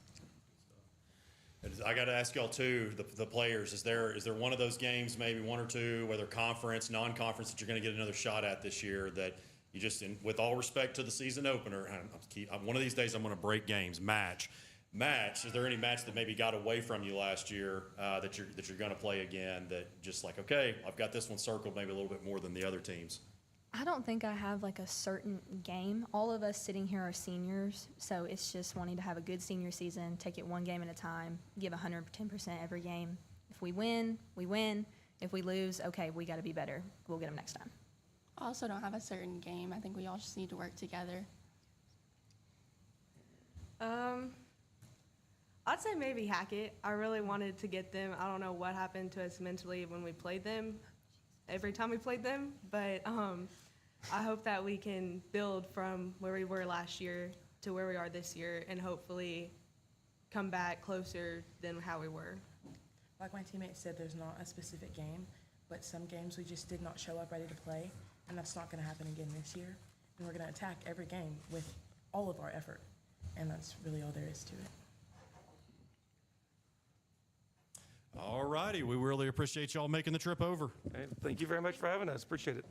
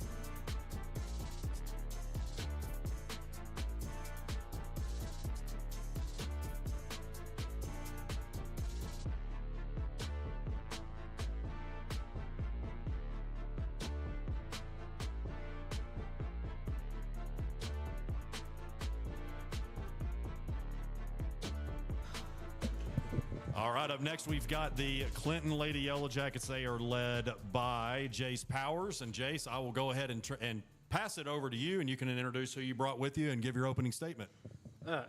So I'll start over here. We got Kaylee Castle going to transition to setter this year, sophomore, and she played up last year as a freshman, so she's got a little bit of experience, but still young. Chloe Hudson, she's a middle for us. She played some last year. She's going to play a lot more this year as we get to it. She's a junior. We got Peyton Hoyle, and I hope she doesn't get mad at me for saying, played a little bit. Is going to get a lot of opportunity this year. It's scheduled to start for us, play back row, defense specialist. She's also a junior. And then Vanessa Hunt on the end, or Vanessa Hunt Gonzalez. She doesn't like when I use Hunt Gonzalez. She is an outside hitter, also sophomore, played last year as a freshman, started, played all the way around, so she's going to be big for us this year as well.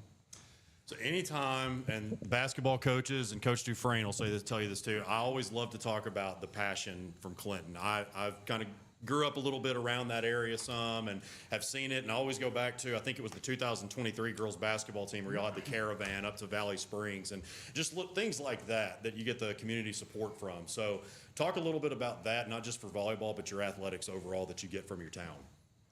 Yeah, I mean, it starts with the Booster Club. If we want something, I mean, we ask for it. They provide. I know it just doesn't affect only volleyball, but we got brand new lights in the arena. We're doing some improvements to the scores table. I mean, we got new jerseys this year. We get new balls every year. I mean, we just have everything we need, and it all comes from the support of the community. And for the players, obviously there were some downtimes last year that I know you're looking to improve on throughout the year, but just kind of talk about some things both that you learned as a teammate, both as a teammate and individually. As a teammate, I've learned to be more positive within, during games, we did get down by a lot, but we always, this year's we're getting better at picking each other up. Our team really struggles with like getting down on ourselves, and so I think this year I'm really trying to focus on like really cheering them on or like covering for them whenever they actually are like really down.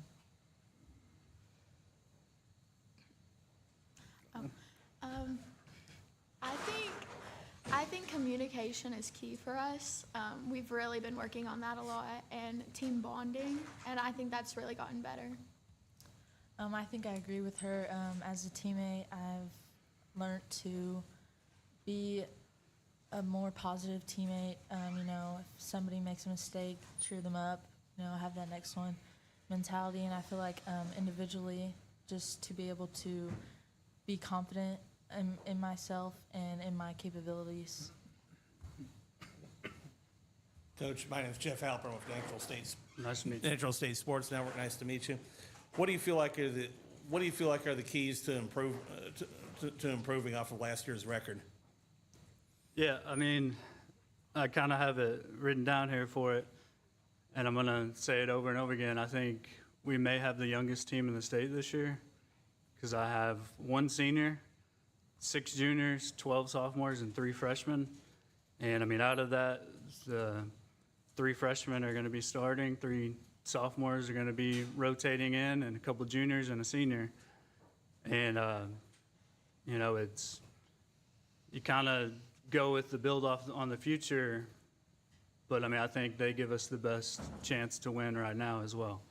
It's just most of them. I have 3 right here, and then I have 2 of the freshmen that play club volleyball, and, that's kind of big for us. We usually have about 1. We're starting to have more and more, and I think that's kind of give us a better result in the end. Talk about some of the things that y'all have done. Obviously, the off-season workouts and everything. What are some things that y'all have done to maybe camp-wise this summer? Yeah, we do it's like a 3-way match with Perryville and Conway St. Joseph. We just kind of rotate locations. And, if you've seen Conway St. Joseph, they're always pretty good. Our first one, we kind of missing a few. This past one we went to, we had everybody there, and I was happy with what I saw, especially from all the youth. They go in there and they're not scared. They're just playing. They're having fun.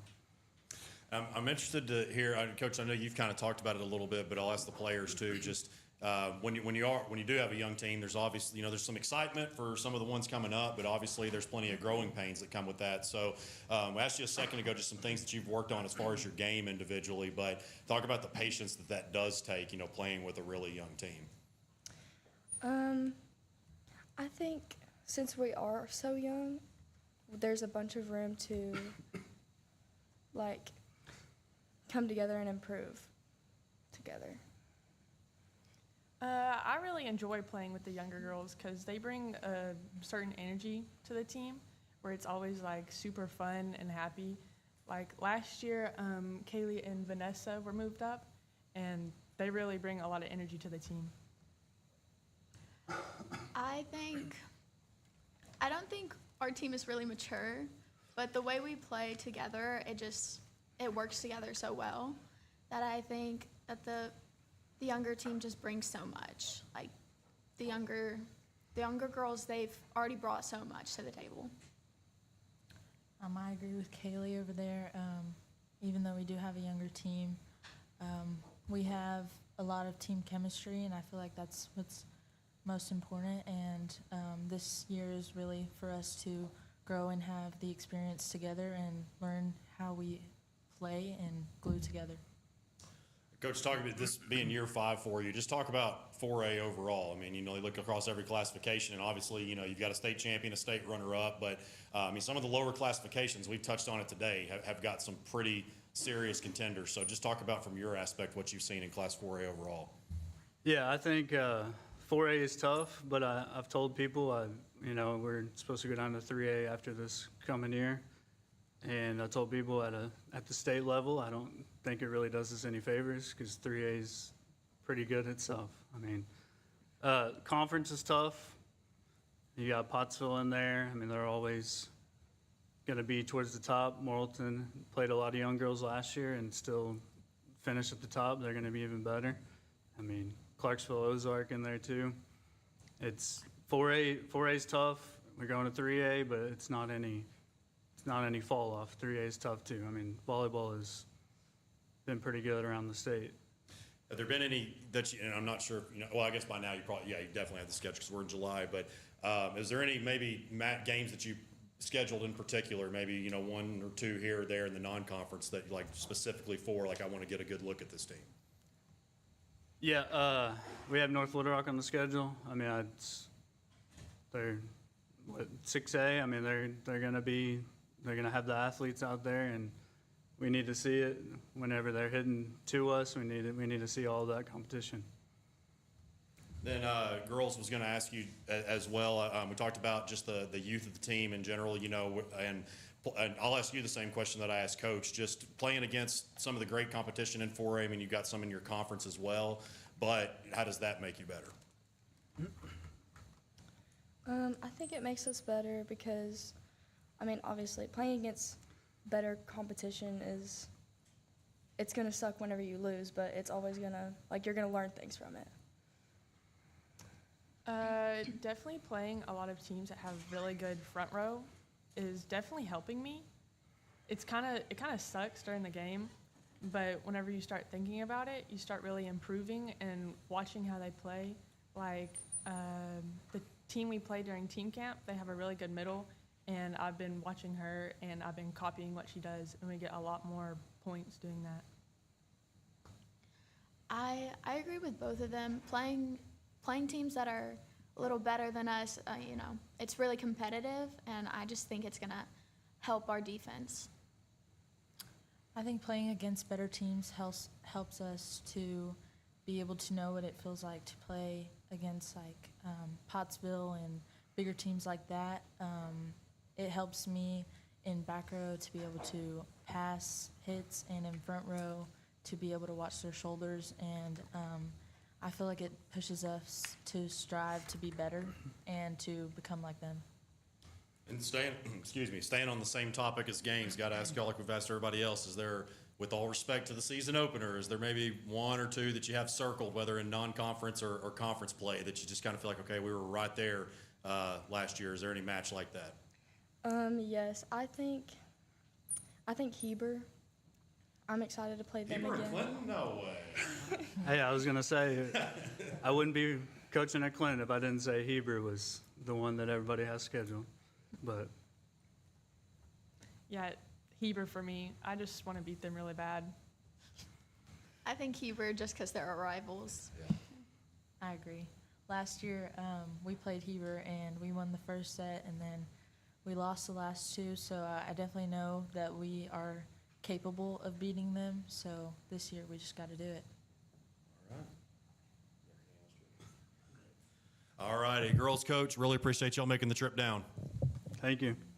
Go Jackets.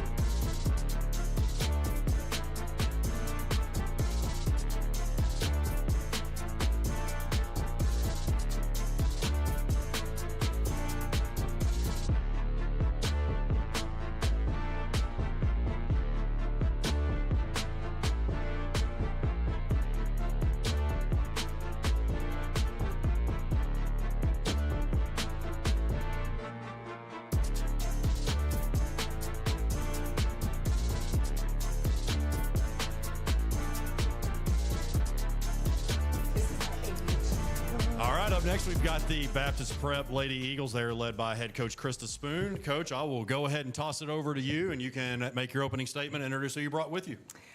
Thank you so much for having us. I brought with us senior middle, Summer Odell, senior libero, Kayla Midkiff, junior setter, Livy Miller, and senior DS/outside/everything, Lacey DuPaul.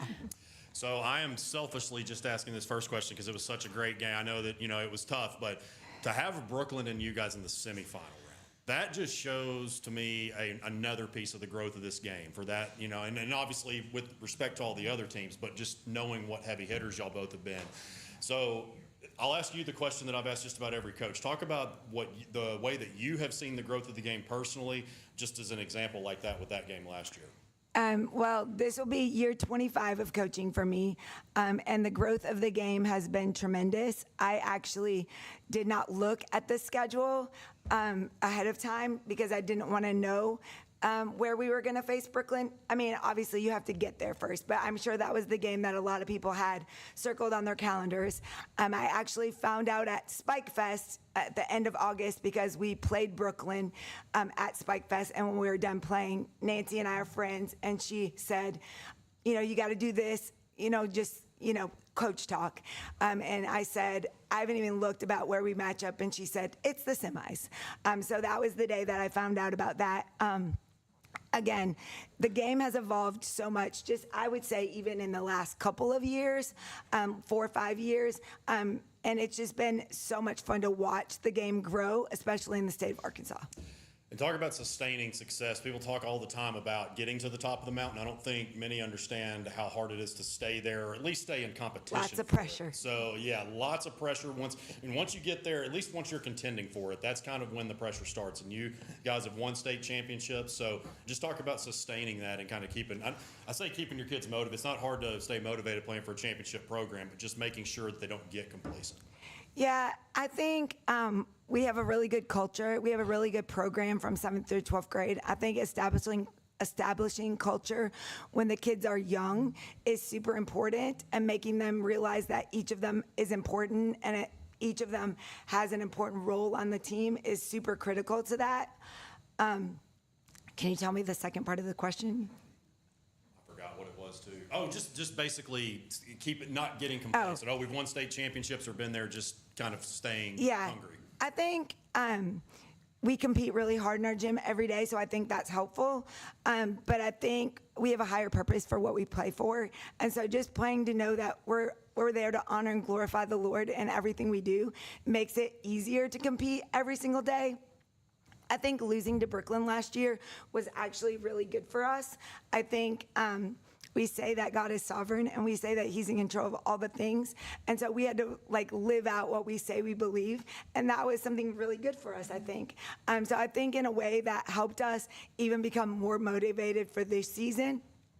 We say, enjoy the journey. It's a process, and not everybody's going to win a state championship, so you have to enjoy the process as you're going through it, because if you don't win, it's not like it's a non-successful season. So you moved up to 4A last year because of the competitive equity rule. What were the big differences that you found in moving up in classification? And coming so close last year, what do you feel like you have to do to get back into the championship match?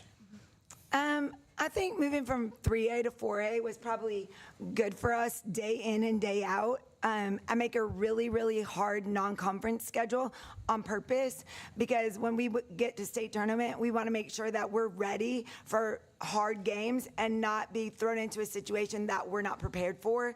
So I think it's super important that we're prepared throughout the season to be able to play in those games. I think what we've done this year to get ready is we've worked really hard in the off season. It's like a puzzle piece right now, trying to put together who's going to do what, who plays next to each other well, and all those things. But I'm super excited about this year. I have a great group of girls. We have a great group of girls, and I'm just grateful, just to have them on my team this year moving forward. And for the players, as I've talked about with, the teams that have already had a lot of success in the past, there's not always a lot of things. Sometimes there's many things to work on, and others there's not so much. But great teams always figure out, where they need to improve. So what are some things that each of you, we'll start from the right, each of you have done throughout the offseason to just kind of improve your game? Personally, what I've done personally? Yeah. Well, I've been out with an injury, so I haven't been able to do much. So I've been, in PT, but I've been showing up to practices, and I've gotten to watch all of the girls grow, and it's been cool because, like she said, it's like a big puzzle piece, and I think everybody brings so much to the table. And so I guess what I've been doing personally is just getting to watch all of them grow as a team and personally. And can I add, she's done a great job of being a cheerleader and really being helpful and just really being intentional with the girls. And that's been really huge for us. And she'll be back in September, and we're excited to have her back. She'll be a 3-year varsity starter for us. So that it's exciting to get her back. I would just say my last club season, I would say it improved me a lot. And the weight room, it has improved us, just getting stronger. And we all work hard in the gym every day. I would have to say, personally, I've been trying to grow my volleyball IQ. And with the drills we were doing, we're really drilling down on, the exact level, the skills and everything. And it's more working on, because we're not going to be a big team, but we're going to be a really, really smart team and using good shots and talking and really working on communication. Yeah, for me, it's definitely been more of working on my mental state and just making sure to have energy every practice and just be a servant to my teammates instead of myself. And I think that is extremely important this year, especially with all the younger girls that we have. You lost 3 great seniors, Ryan Rusher, Eddie Fielder, Ryan Jackson. How do you replace them? And also, you can't. I heard you added 2 transfers from Lakeside, Anna Kate Pearson, Ellis Pearson. Is any truth to that? Okay, so let me say not transfers, okay? Because transfer is a tricky word in the private school spectrum. Ellis and Anna moved to Little Rock from Hot Springs, and that is why they're eligible at our school this year. And so that is not a transfer to me. So anyways, Anna and Ellis is a junior, and she is an outside hitter, 6th rotation, potentially 6th rotation player. Anna is a 9th grader who will also compete to play this season. She hits a heavy ball. She's fun. She's energetic. And so we're happy to have them. So I'm sure you've probably read or heard in headlines before, we sports writers love the teams that challenge them, especially when you've got the talent to challenge yourself. And so always love looking at you guys' schedule, Hackett, some of the others that I could name, but was there any that you added a little, and I know you could probably go down the line, but was there any maybe in the non-conference that you added that's like, okay, well, this is obviously going to give us maybe some upper classification teams? Yeah, I mean, we're playing Conway this year. We're playing Central this year. We're playing Bryant this year. We're playing Lakeside this year. I mean, our whole non-conference schedule is tough. We played Mount this year. Everybody is really tough this year. That's on purpose. It's competing day in and day out. It's not winning every game. Yeah, we like to win, but it's competing in all those matches to get us ready for state tournament. Pulaski Academy will be a very tough team this year. They're in a conference. We'll play them twice. And so that also gives us a good conference rival, I would say. Bauxite will be good as well this year, and so that will be good for us. Okay, you're just, or I'm sorry, you're KD, not Kayla. I always got you and your sister mixed up every time. Now, no more, it's just volleyball now, right? So I'm doing travel softball, but gotcha. The reason I was going to bring that up, and any other multi-sport athletes can touch on this too. But I don't think I've asked the question today, and that's underestimated, being a multi-sport athlete. And obviously, going through, there's a lot of the multi-sport athletes that are in honors classes and all those different things. So what are maybe a piece or some pieces of advice that you would give someone that has a hefty schedule like that, but also has to take care of their grades? yeah, it's hard. I think the coaches, they do a very good job of just pouring into you. When you get to practice, all the team, we all lift each other up. It's just, you go from one sport to the next, and it's just, you have fun while you're doing it, so. Yeah, for sure. And of course, and we prepped Coach Spoon on this. We were going to ask, is there, I know you got a lot of tough ones coming up with all the matches that are scheduled, but maybe somebody in conference or out of conference that you kind of have circled, maybe an extra time for this year. Go for it. So for me personally, it's definitely Bauxite at the fact that last year it was such a fun game. They had their whole student section there. We tried to have ours, but nothing can match theirs. Nothing can match their student section, so yeah. Mine would have to be, I'm really excited to play Central because they have a lot of returning players, and I think they're going to be very good this year, and I think it's going to be a really good matchup, and I'm really excited for that competition. I would say Conway. We get to play them at home this year, so. Be fun. We played in the arena last year. Yeah. They took all the good ones. I echo Bauxite. I'm excited. It was a really fun game last year. I think they pushed us well, and so. Nice. Yeah, and Coach, I've asked a couple of, just about every coach about just the overall classification that they play in. And of course, many have said you guys with how much success you've had. So what is your take on just the classification overall, especially being in for the first time last year? Again, I think it was better day in and day out, like for us to play in 4A. I mean, obviously Brooklyn was the team that we thought we'd end up matching up against, which was super fun. But I think getting there was more difficult. We had never played in a regional before, like in 3A. We didn't ever have regionals. Last year was our first year to go to regionals, and that was really fun. We went to Mina, and we got to stay in a little cabin in the woods, and we played, some good teams there. We came out on top, but it was super competitive and fun, and just overall, I think day in and day out, it becomes better for us in general to be in 4A, so it's been good. Okay. You play a lot of teams in the higher classifications. What do you see as the big difference from a talent level from 4A to 6A? I mean, I would say like just across the board talent. I think we have like a lot of talent, but I mean, we have 40 to 50 kids in our grade, in one grade at our school. So obviously, like we have a smaller pool of kids to play from, but thankfully, like we do have a good program, so we have lots of kids in our program. And so I think like they probably have more depth than we do. I don't know, that's the way I would look at it. Maybe the game's a little bit faster, but we try to speed it up as much as we can, but we're not very big. So there's things that we can't do that other schools can do. All right, Coach, girls, really appreciate y'all coming over. Thank you. Thank you.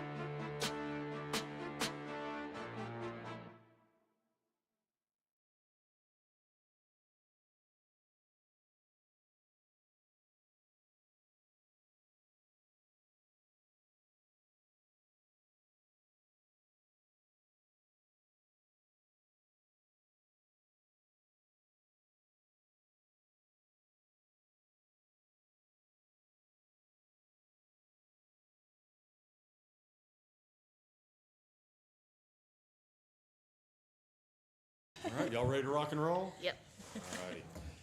All right, up next we got the Mount St. Mary Bells. They are here with head coach Olivia Stroud. Coach, I will go ahead and pass it over to you, and you can introduce who you brought and give your opening statement.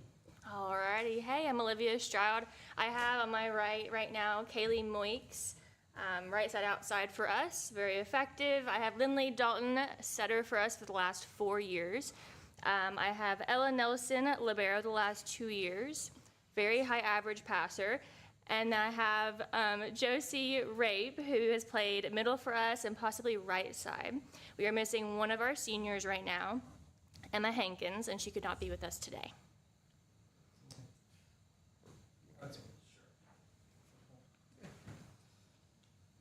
You finished 14-2, second place in the 5A Central last year behind Greenbrier. What do you fell to Shiloh in the quarterfinals? What do you feel like you need to do to try and get over the hump as far as winning the conference title and going a little deeper in the state tournament? I think it was really good for us to have that opportunity to compete against Greenbrier. They were new to our conference. I think it was a good eye-opener where we got to kind of learn how to battle. You guys agree with that? It was a good gut check, brought us down to earth. So we had 2 years of being conference champs, and that was our first time at getting second while being in that conference. So we lost some really good seniors, but I think overall having a very young group, we're very blessed with our even our bench is we have a lot of depth. We learned that this week at team camp. We're really excited. I guess I was going to ask that about that too. Just talk about just team camps that y'all have gone to this summer. Just kind of, I know that there's, as saying earlier, there's been some that have not gone to many. Some have done it really every chance that they can. So just kind of talk about how that's looked for you guys. We have been at it. I'm going to say that. We went to an Ole Miss team camp when undefeated last weekend. And then we went to a 501 team camp where we had 5 of our starters out, and we still only lost to 2 schools. Very competitive. We have a jamboree at Benton this week, and I'm excited to see where we land with our full team in Central Arkansas. And for the players, as Jeff had just said just a second ago, had a really good season. You know, it ended, at the hands of the eventual state champions. But after that great run, just talk about some of the things that you've worked on individually throughout the offseason. We'll start from the right here. I definitely worked on my hitting and being able to get around the block with a bigger size team. Yeah, for setting especially, I've worked on just like being diverse with my sets, changing things up, being different, being like unpredictable. For me, definitely like serve receive, like staying calm, like trusting the people next to me. That was like the main thing I worked on. I think my big thing was adjusting to different positions. I played middle last year, but then in my club season I played right side. So I was trying to figure out how to play from different spots and like work in different areas and how to get around the block and stuff like that. Coach, I'm asking this a lot today. Just talk about the growth of the game, whether it was you as what you've seen from when you played and now that you're in the coaching ranks and gone through that. Just kind of talk about how the game has evolved, not just in Arkansas, but as a whole. So we are in club language. We're in the Delta region, so it is the fastest growing volleyball region in the country.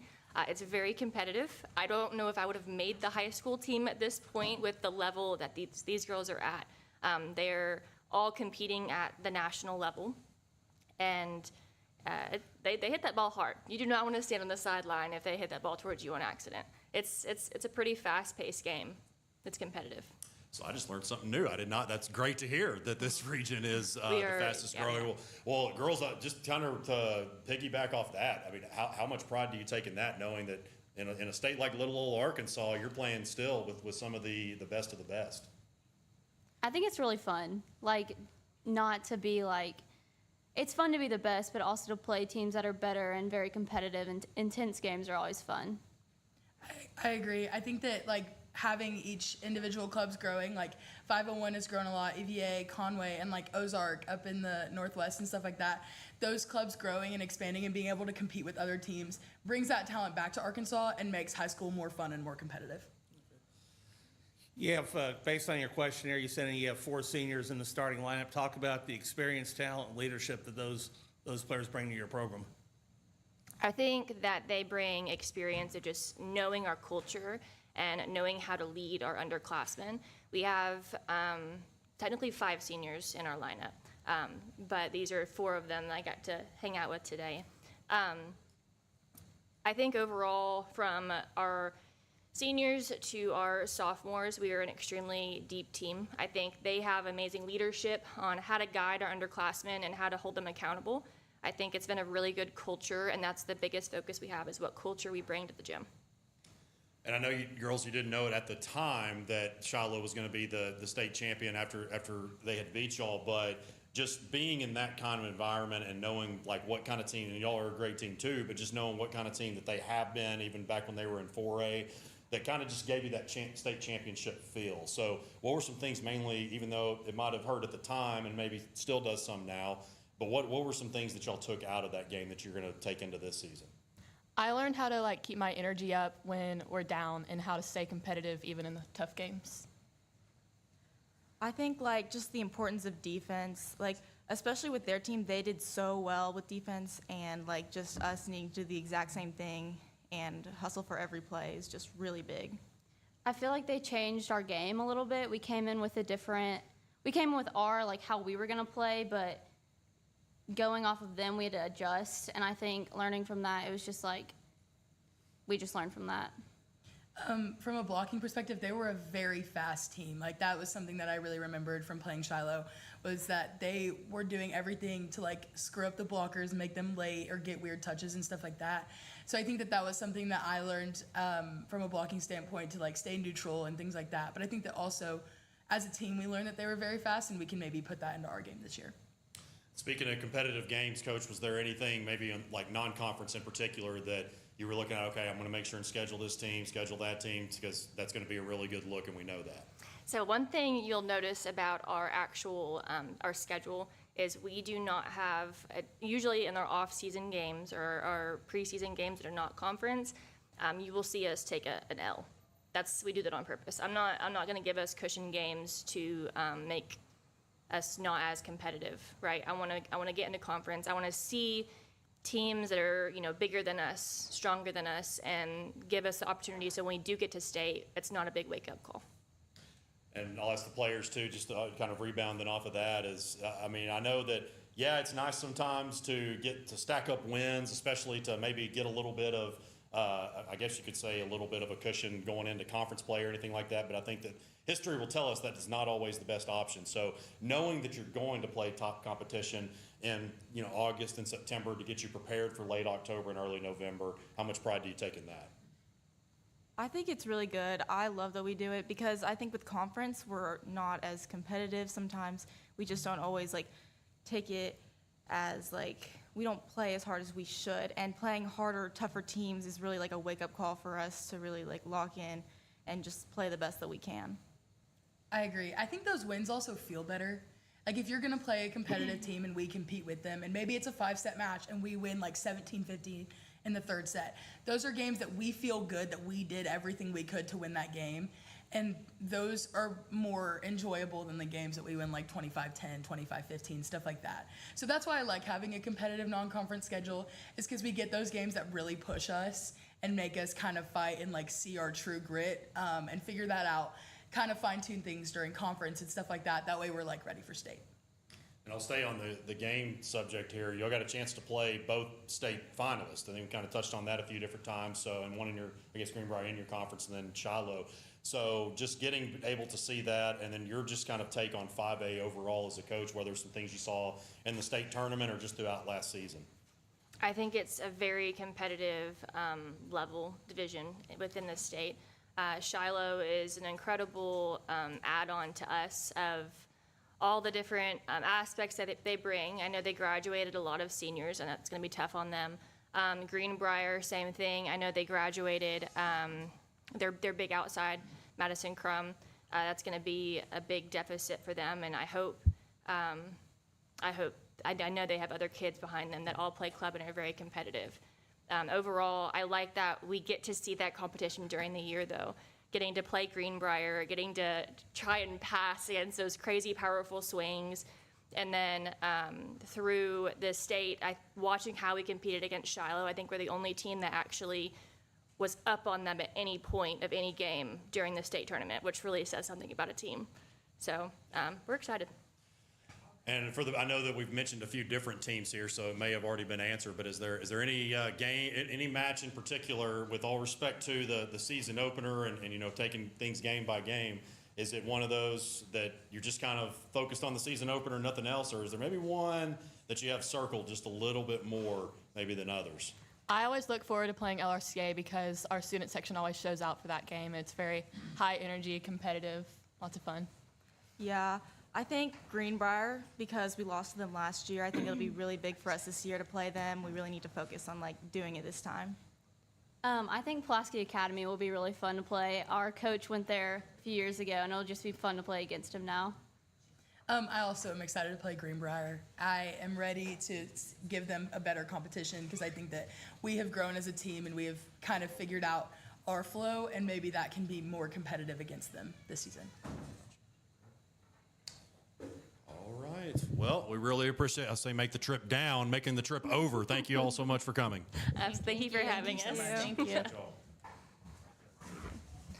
stay seated like this. Okay. Wait, you gotta get a picture with us. Okay.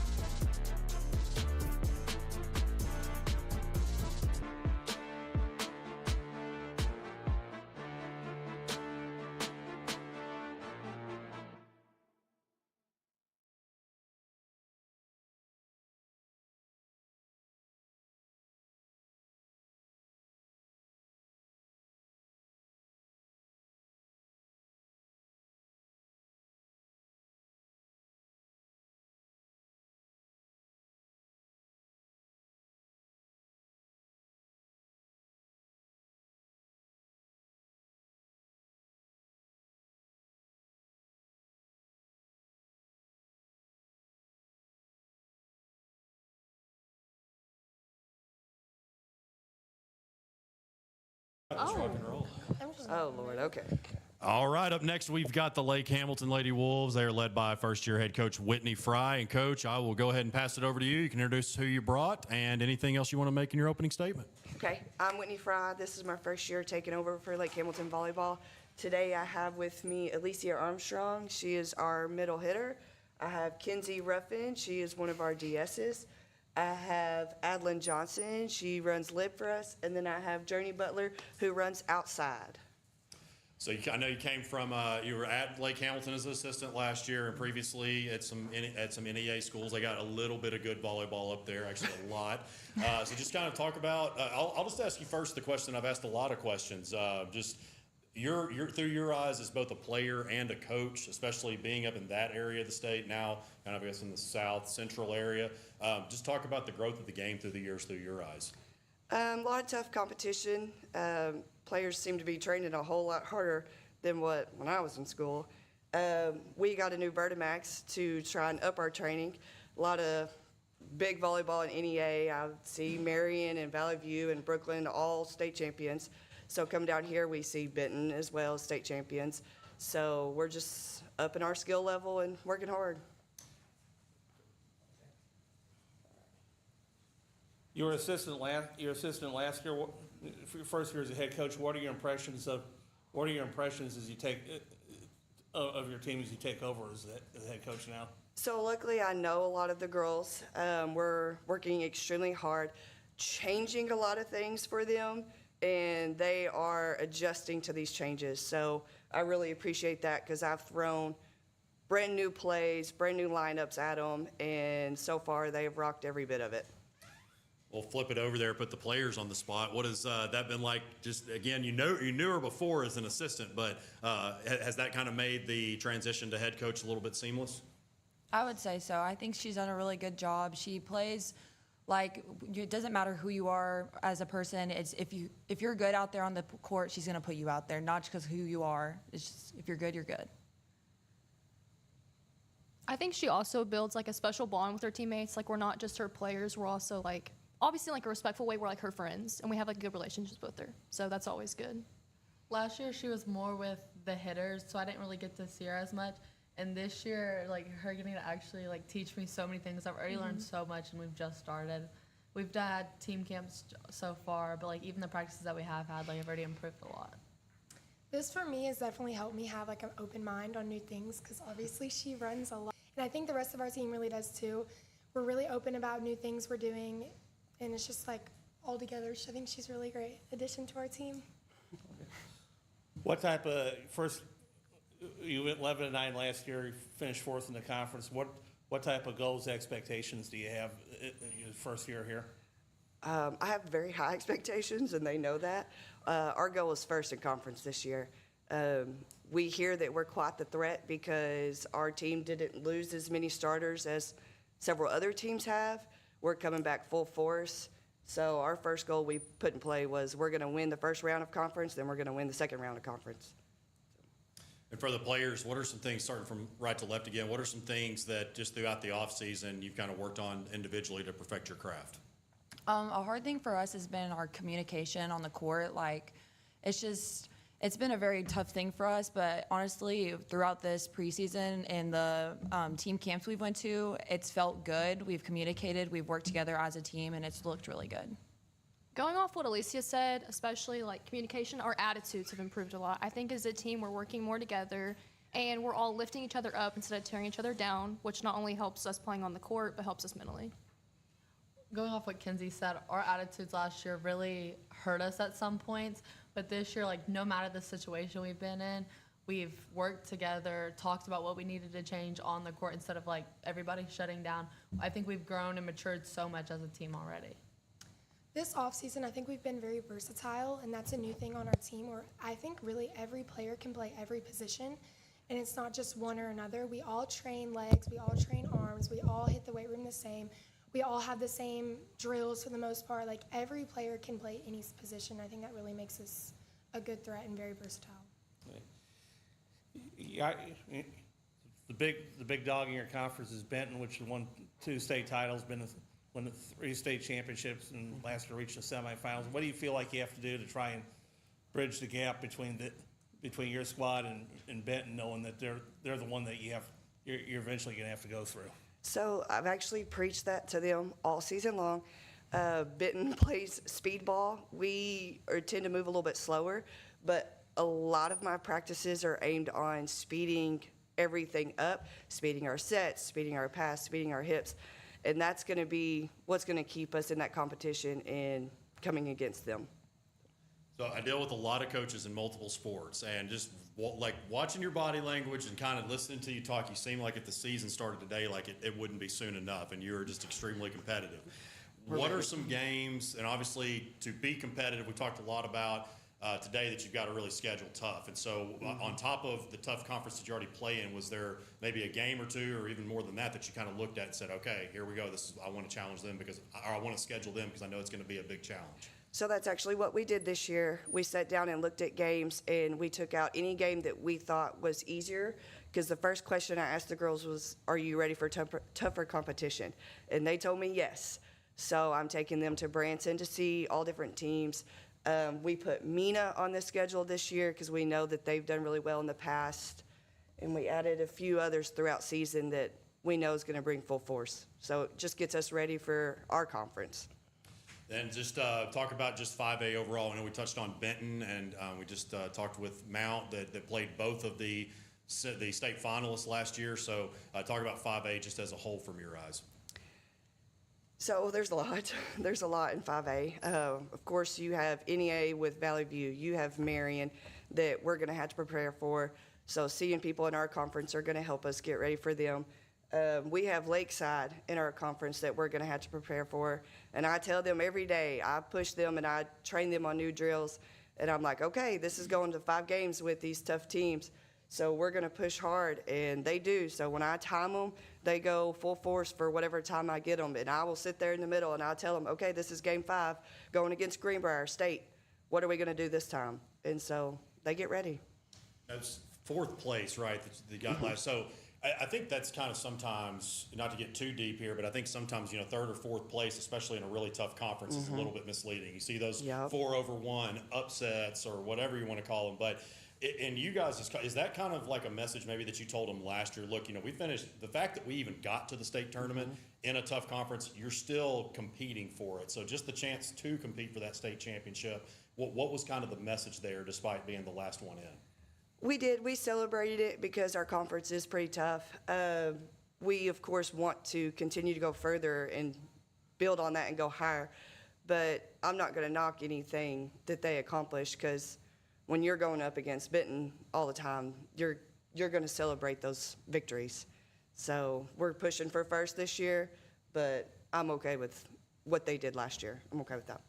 And Coach, for the players, Coach mentioned that, made some change. I'm not asking you to go into details on that or anything, but just some of the changes maybe that you had to make within your locker room, on the court. Talk about how the team has been able to respond to that. We've all stepped up, how she said with the versatility thing. Like, I'm playing middle, outside, right side. You just have to learn and to connect with all the setters on the court. You have to learn that too. Our teamwork, like working as a whole, has improved a lot.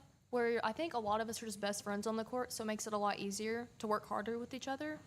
So that's probably one of the biggest things. We have really good team culture. The past few years, we have, but this year it's really shown, not only like off the court, but on the court. Like, we all get along, everybody works together, everybody wants to succeed, and that's really helped us. Basically, just everything they just said. We're a family this year. We're not just a team. We're not just teammates. We're really a family. And we all work together, and we're all here to pick each other up, not tear each other down. And that works really well for our team. Yeah. Coach, what's the big difference you see in your club this year and last year when you were an assistant? We're training on everything. So last year, I think some of them focused on certain positions, and I came in and I told them absolutely not. We will run plays this year, and it might be where someone thinks that they're an outside hitter, and I give them a signal, and you're not an outside hitter no more. So I think that came in and changed a lot of stuff for them, but I think it's actually improved their skills because they don't just swing outside anymore. They have to run quicks in the middle, and they have to run slides to the right. So it's just kind of changed volleyball a little bit. And we talked about some of the tough, the Lakesides, the Bentons, all those teams in your conference, and I think we touched on a couple of non-conference games as well. But is there any of those matches that you are just circling just a little bit? I see a couple of smiles here, like that y'all are circling just a little bit harder than maybe if one or the other. Definitely Lakeside. It's a big competitive game. Everyone comes. The student sections are loud. They're roaring. It's a hard game, especially with the loud crowds and everything. They get in your head, I'm not going to lie, but you have to step up and play and take the challenge. Like she said, Lakeside's our rival. That's our favorite game of the year. A lot of our summer training is for that game. Lakeside just really shows us, like, you can't listen to what anybody's saying. Their gym is built where the student section is in your face. And so it helps us grow more for the rest of the season, and it also just allows them. It's so fun. Just Lakeside's atmosphere. It's like honestly what we really play for. Like that is the game of the year. Everybody comes, everybody's cheering. Lakeside for sure. All righty, Coach, girls, we really appreciate y'all making the trip up. Thank you.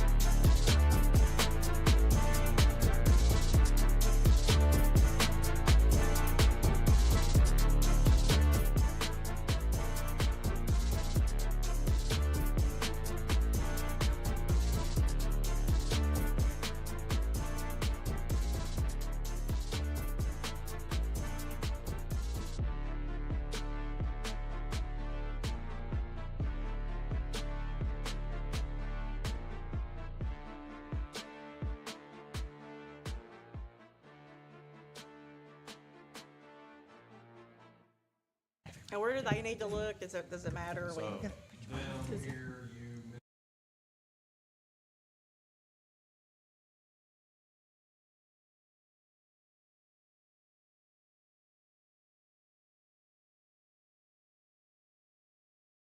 All right, up next we've got the Marion Lady Patriots from all the way up in Northeast Arkansas. They are led by head coach Lisa Beasley. Coach, I'll go ahead and pass it over to you, and you can introduce who you brought with you and give your opening statement.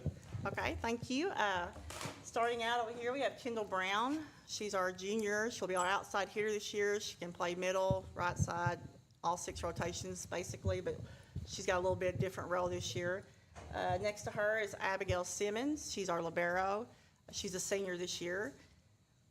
Kennedy Bullen, she's our senior. She's been a varsity starter since her freshman year. And then Caitlin Austin, also another senior outside hitter, plays all 6 rotations for us, and she also has been a varsity starter all 4 years. One of the top questions that I've asked, I think, just about every coach is whatever classification they're in, just kind of talk about the class as a whole. So I want to get your take on that. But you play in the 5A East. You know what tough volleyball competition is. I mean, just that whole entire area. We've talked about it multiple times today. But just kind of give your thoughts on competing up in that area, but also just 5A in general. Well, obviously, I feel like 5A East, our conference, I think it's one of the toughest ones you have. Every match is a dogfight. You really can't take anyone for granted. Same goes with the 5A classification. I think you kind of mentioned it a little bit earlier with someone, but you know, with the different conferences the way they are, depending on how you're seated, it really doesn't matter because once you get to the state tournament, anything can happen, and I feel like anybody's capable on any given night to do whatever in the 5A classification. This question is for Kennedy. You missed a good chunk of last year with the Achilles injury. How are you recovering from that? I'm recovering great. My recovery has been awesome. I've just been conditioning and working out and getting my strength back, but I'm excited to be back out there.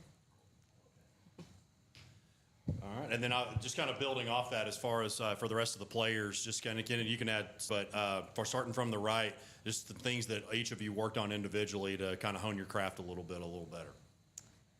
Something I worked on would be my footwork to improve and increase my vertical due to me not being as tall, but being a pin hitter is, I feel like being my height, it's like you have to adjust due to the block, finding holes, and just having a really good IQ, I say is what I've been working and trying to improve on for this season.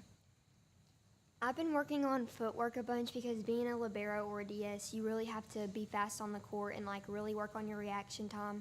And I think as a team, we've really worked on communication and working better as a team. Yeah, for me, I've also been working on my I've been working on a lot of, like Kendall said, like volleyball IQ.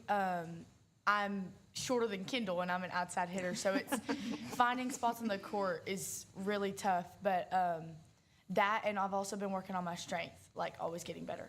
I'd like to piggyback off all 4 of these if I may. These 4 and everyone on our team are just sponges for the sport of volleyball. They're always wanting to learn, they're always wanting to do, and as far as sports sense or court savvy as I call it, this group up here, sitting here, and the group we've got at home, one of the best overall court savvy teams I've ever coached. And it's just like they want it all the time, they want to learn all the time, always looking at ways to make themselves better.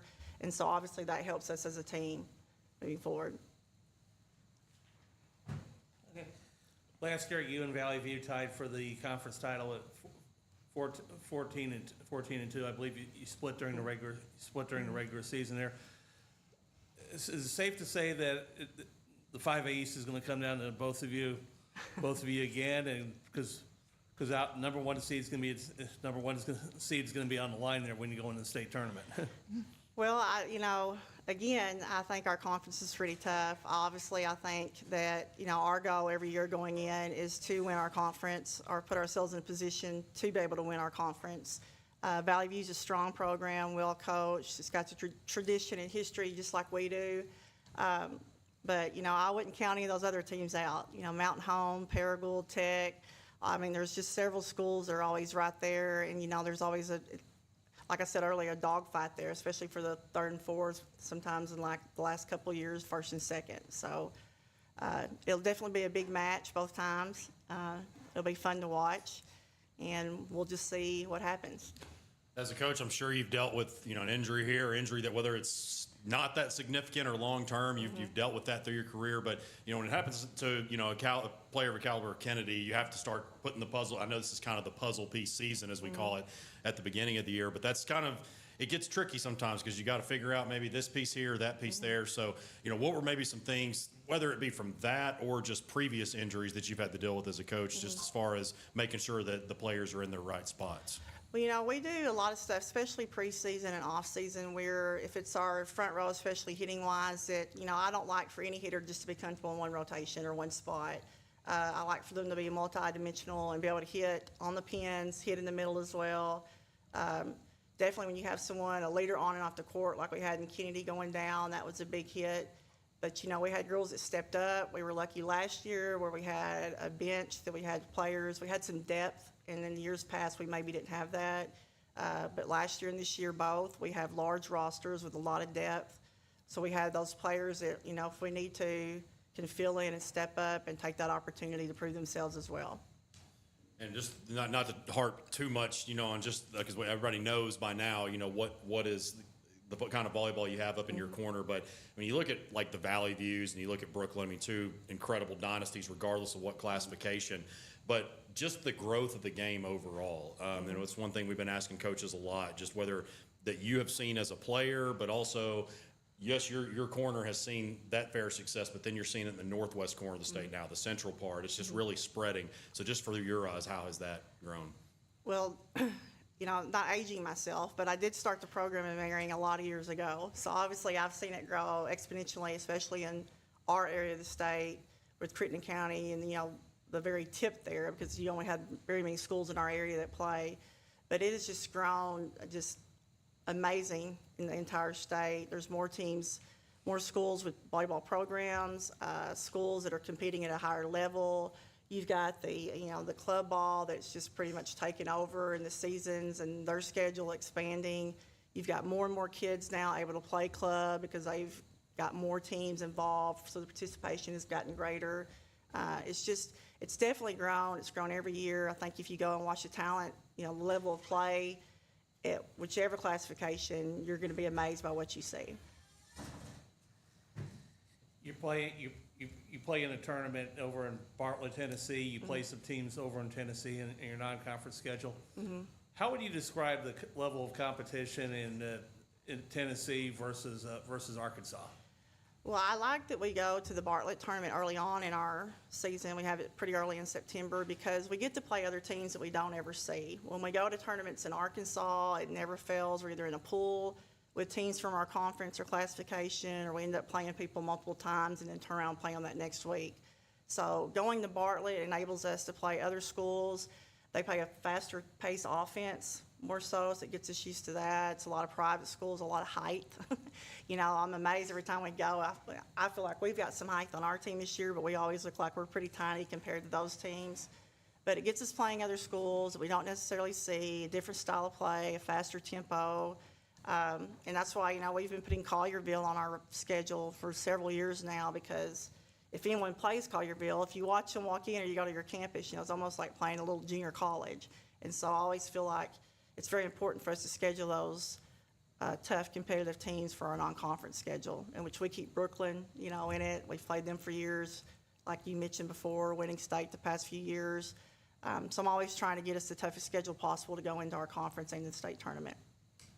Building off of the strength of schedule, another topic we talked a lot about. I wanted to ask the players, and I know you're just worried about the matches that are on the schedule, but just having all that in your backyard between Brooklyn and just crossing the river over into Tennessee, you get to compete against all this great competition to prepare you for late October and early November, but you don't have to go very far. So does that maybe add a little bit more, I guess, better to it? I'd say yes, due to the fact that going across the bridge and like getting competition from a different state like helps us with our gaming. I'd say like getting the faster pace competition really puts a toll on our defensive and offensive side, being able to adjust and being able to read and connect better, both across and over here in our own conference. I really enjoy getting to go over the bridge and play some other teams, because once we play Valley View a bunch and other teams, so we start to we know all the players and we know how they play and what they run, so it's really nice to get to try something different and get to work around their plays as well. Yeah, to piggyback off of what Abby said, I agree too. I love going over to Tennessee. All the Tennessee schools run a faster offense. It helps our offense and our defense get better. A lot of us play club, so getting to see those same players, it kind of makes it a little bit easier, so we know how they play. But I love going to the Bartlett tournament and playing teams like Collierville, because they are a lot taller and they are significantly, they run a lot faster pace. But I love playing over there. That's my favorite tournament to play in. Speaking of big games, y'all were in here before, so I'm going to ask it. And I was kind of joking with Coach. I'm like, I don't think we have to think too hard on who this might be, but I'm not going to speak for y'all.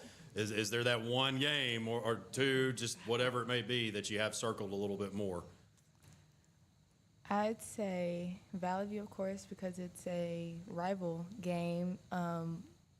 Being able to play against them in our gym and their gym, there is always tension on and off the court, whether it's the student sections or coaches or it's just parents. We're always going at it no matter what. And just playing them not only makes us better, but it's exciting. It's like, I don't know, but it's great. It's awesome. And it's really fun. And we just adapted to it. Playing them in tournaments and in conference and sometimes state, I'd say it's just a really good chemistry. Is that a good word to say? It definitely, the environment when we play each other is definitely, one it's fun to be involved in. It's obviously, fun for those that watch because you have a full gym, you have the student sections that are getting in it, the kids are in it, and then you just have that tradition of rivalry, and it's it's going to be a good match. It comes down to the wire a lot of times, and it's just a great game just because there's two great teams involved on both sides of the court. You tied Shiloh last year in the Lakeside tournament. About a month later, they went on to win the 5A title. What were your thoughts when you look back on the fact that you handed them, you didn't beat them, but you handed them a tie? Yeah. Well, again, that was early on. I thought we played well at the Lakeside tournament. Again, that's one of the reasons why we go to the Lakeside tournament, so we could then see some teams in our classification that we'll possibly see at state. Shiloh Christian, gosh, I've known their coach forever. They always have a strong program, well coached. My hat's off to them for going through it and winning the state championship, especially first year back in 5A. But, I'm never going to count our girls out. Obviously, last year we had some, key injuries and different things and some adversity we had to overcome. And we'll see if this year's a little bit different. We're getting to host the state tournament, so maybe that might help us a little bit with our crowd and support. But, I think when you get to the state tournament, anything can happen. And the teams that we've got in our classification, again, it's when you get there, it takes certain things to get there. And I hope that we're able to compete and put ourselves in a position to give ourselves an opportunity. Well, we thank you all so much for making the trip down. Thank you. Thanks for coming. Grab some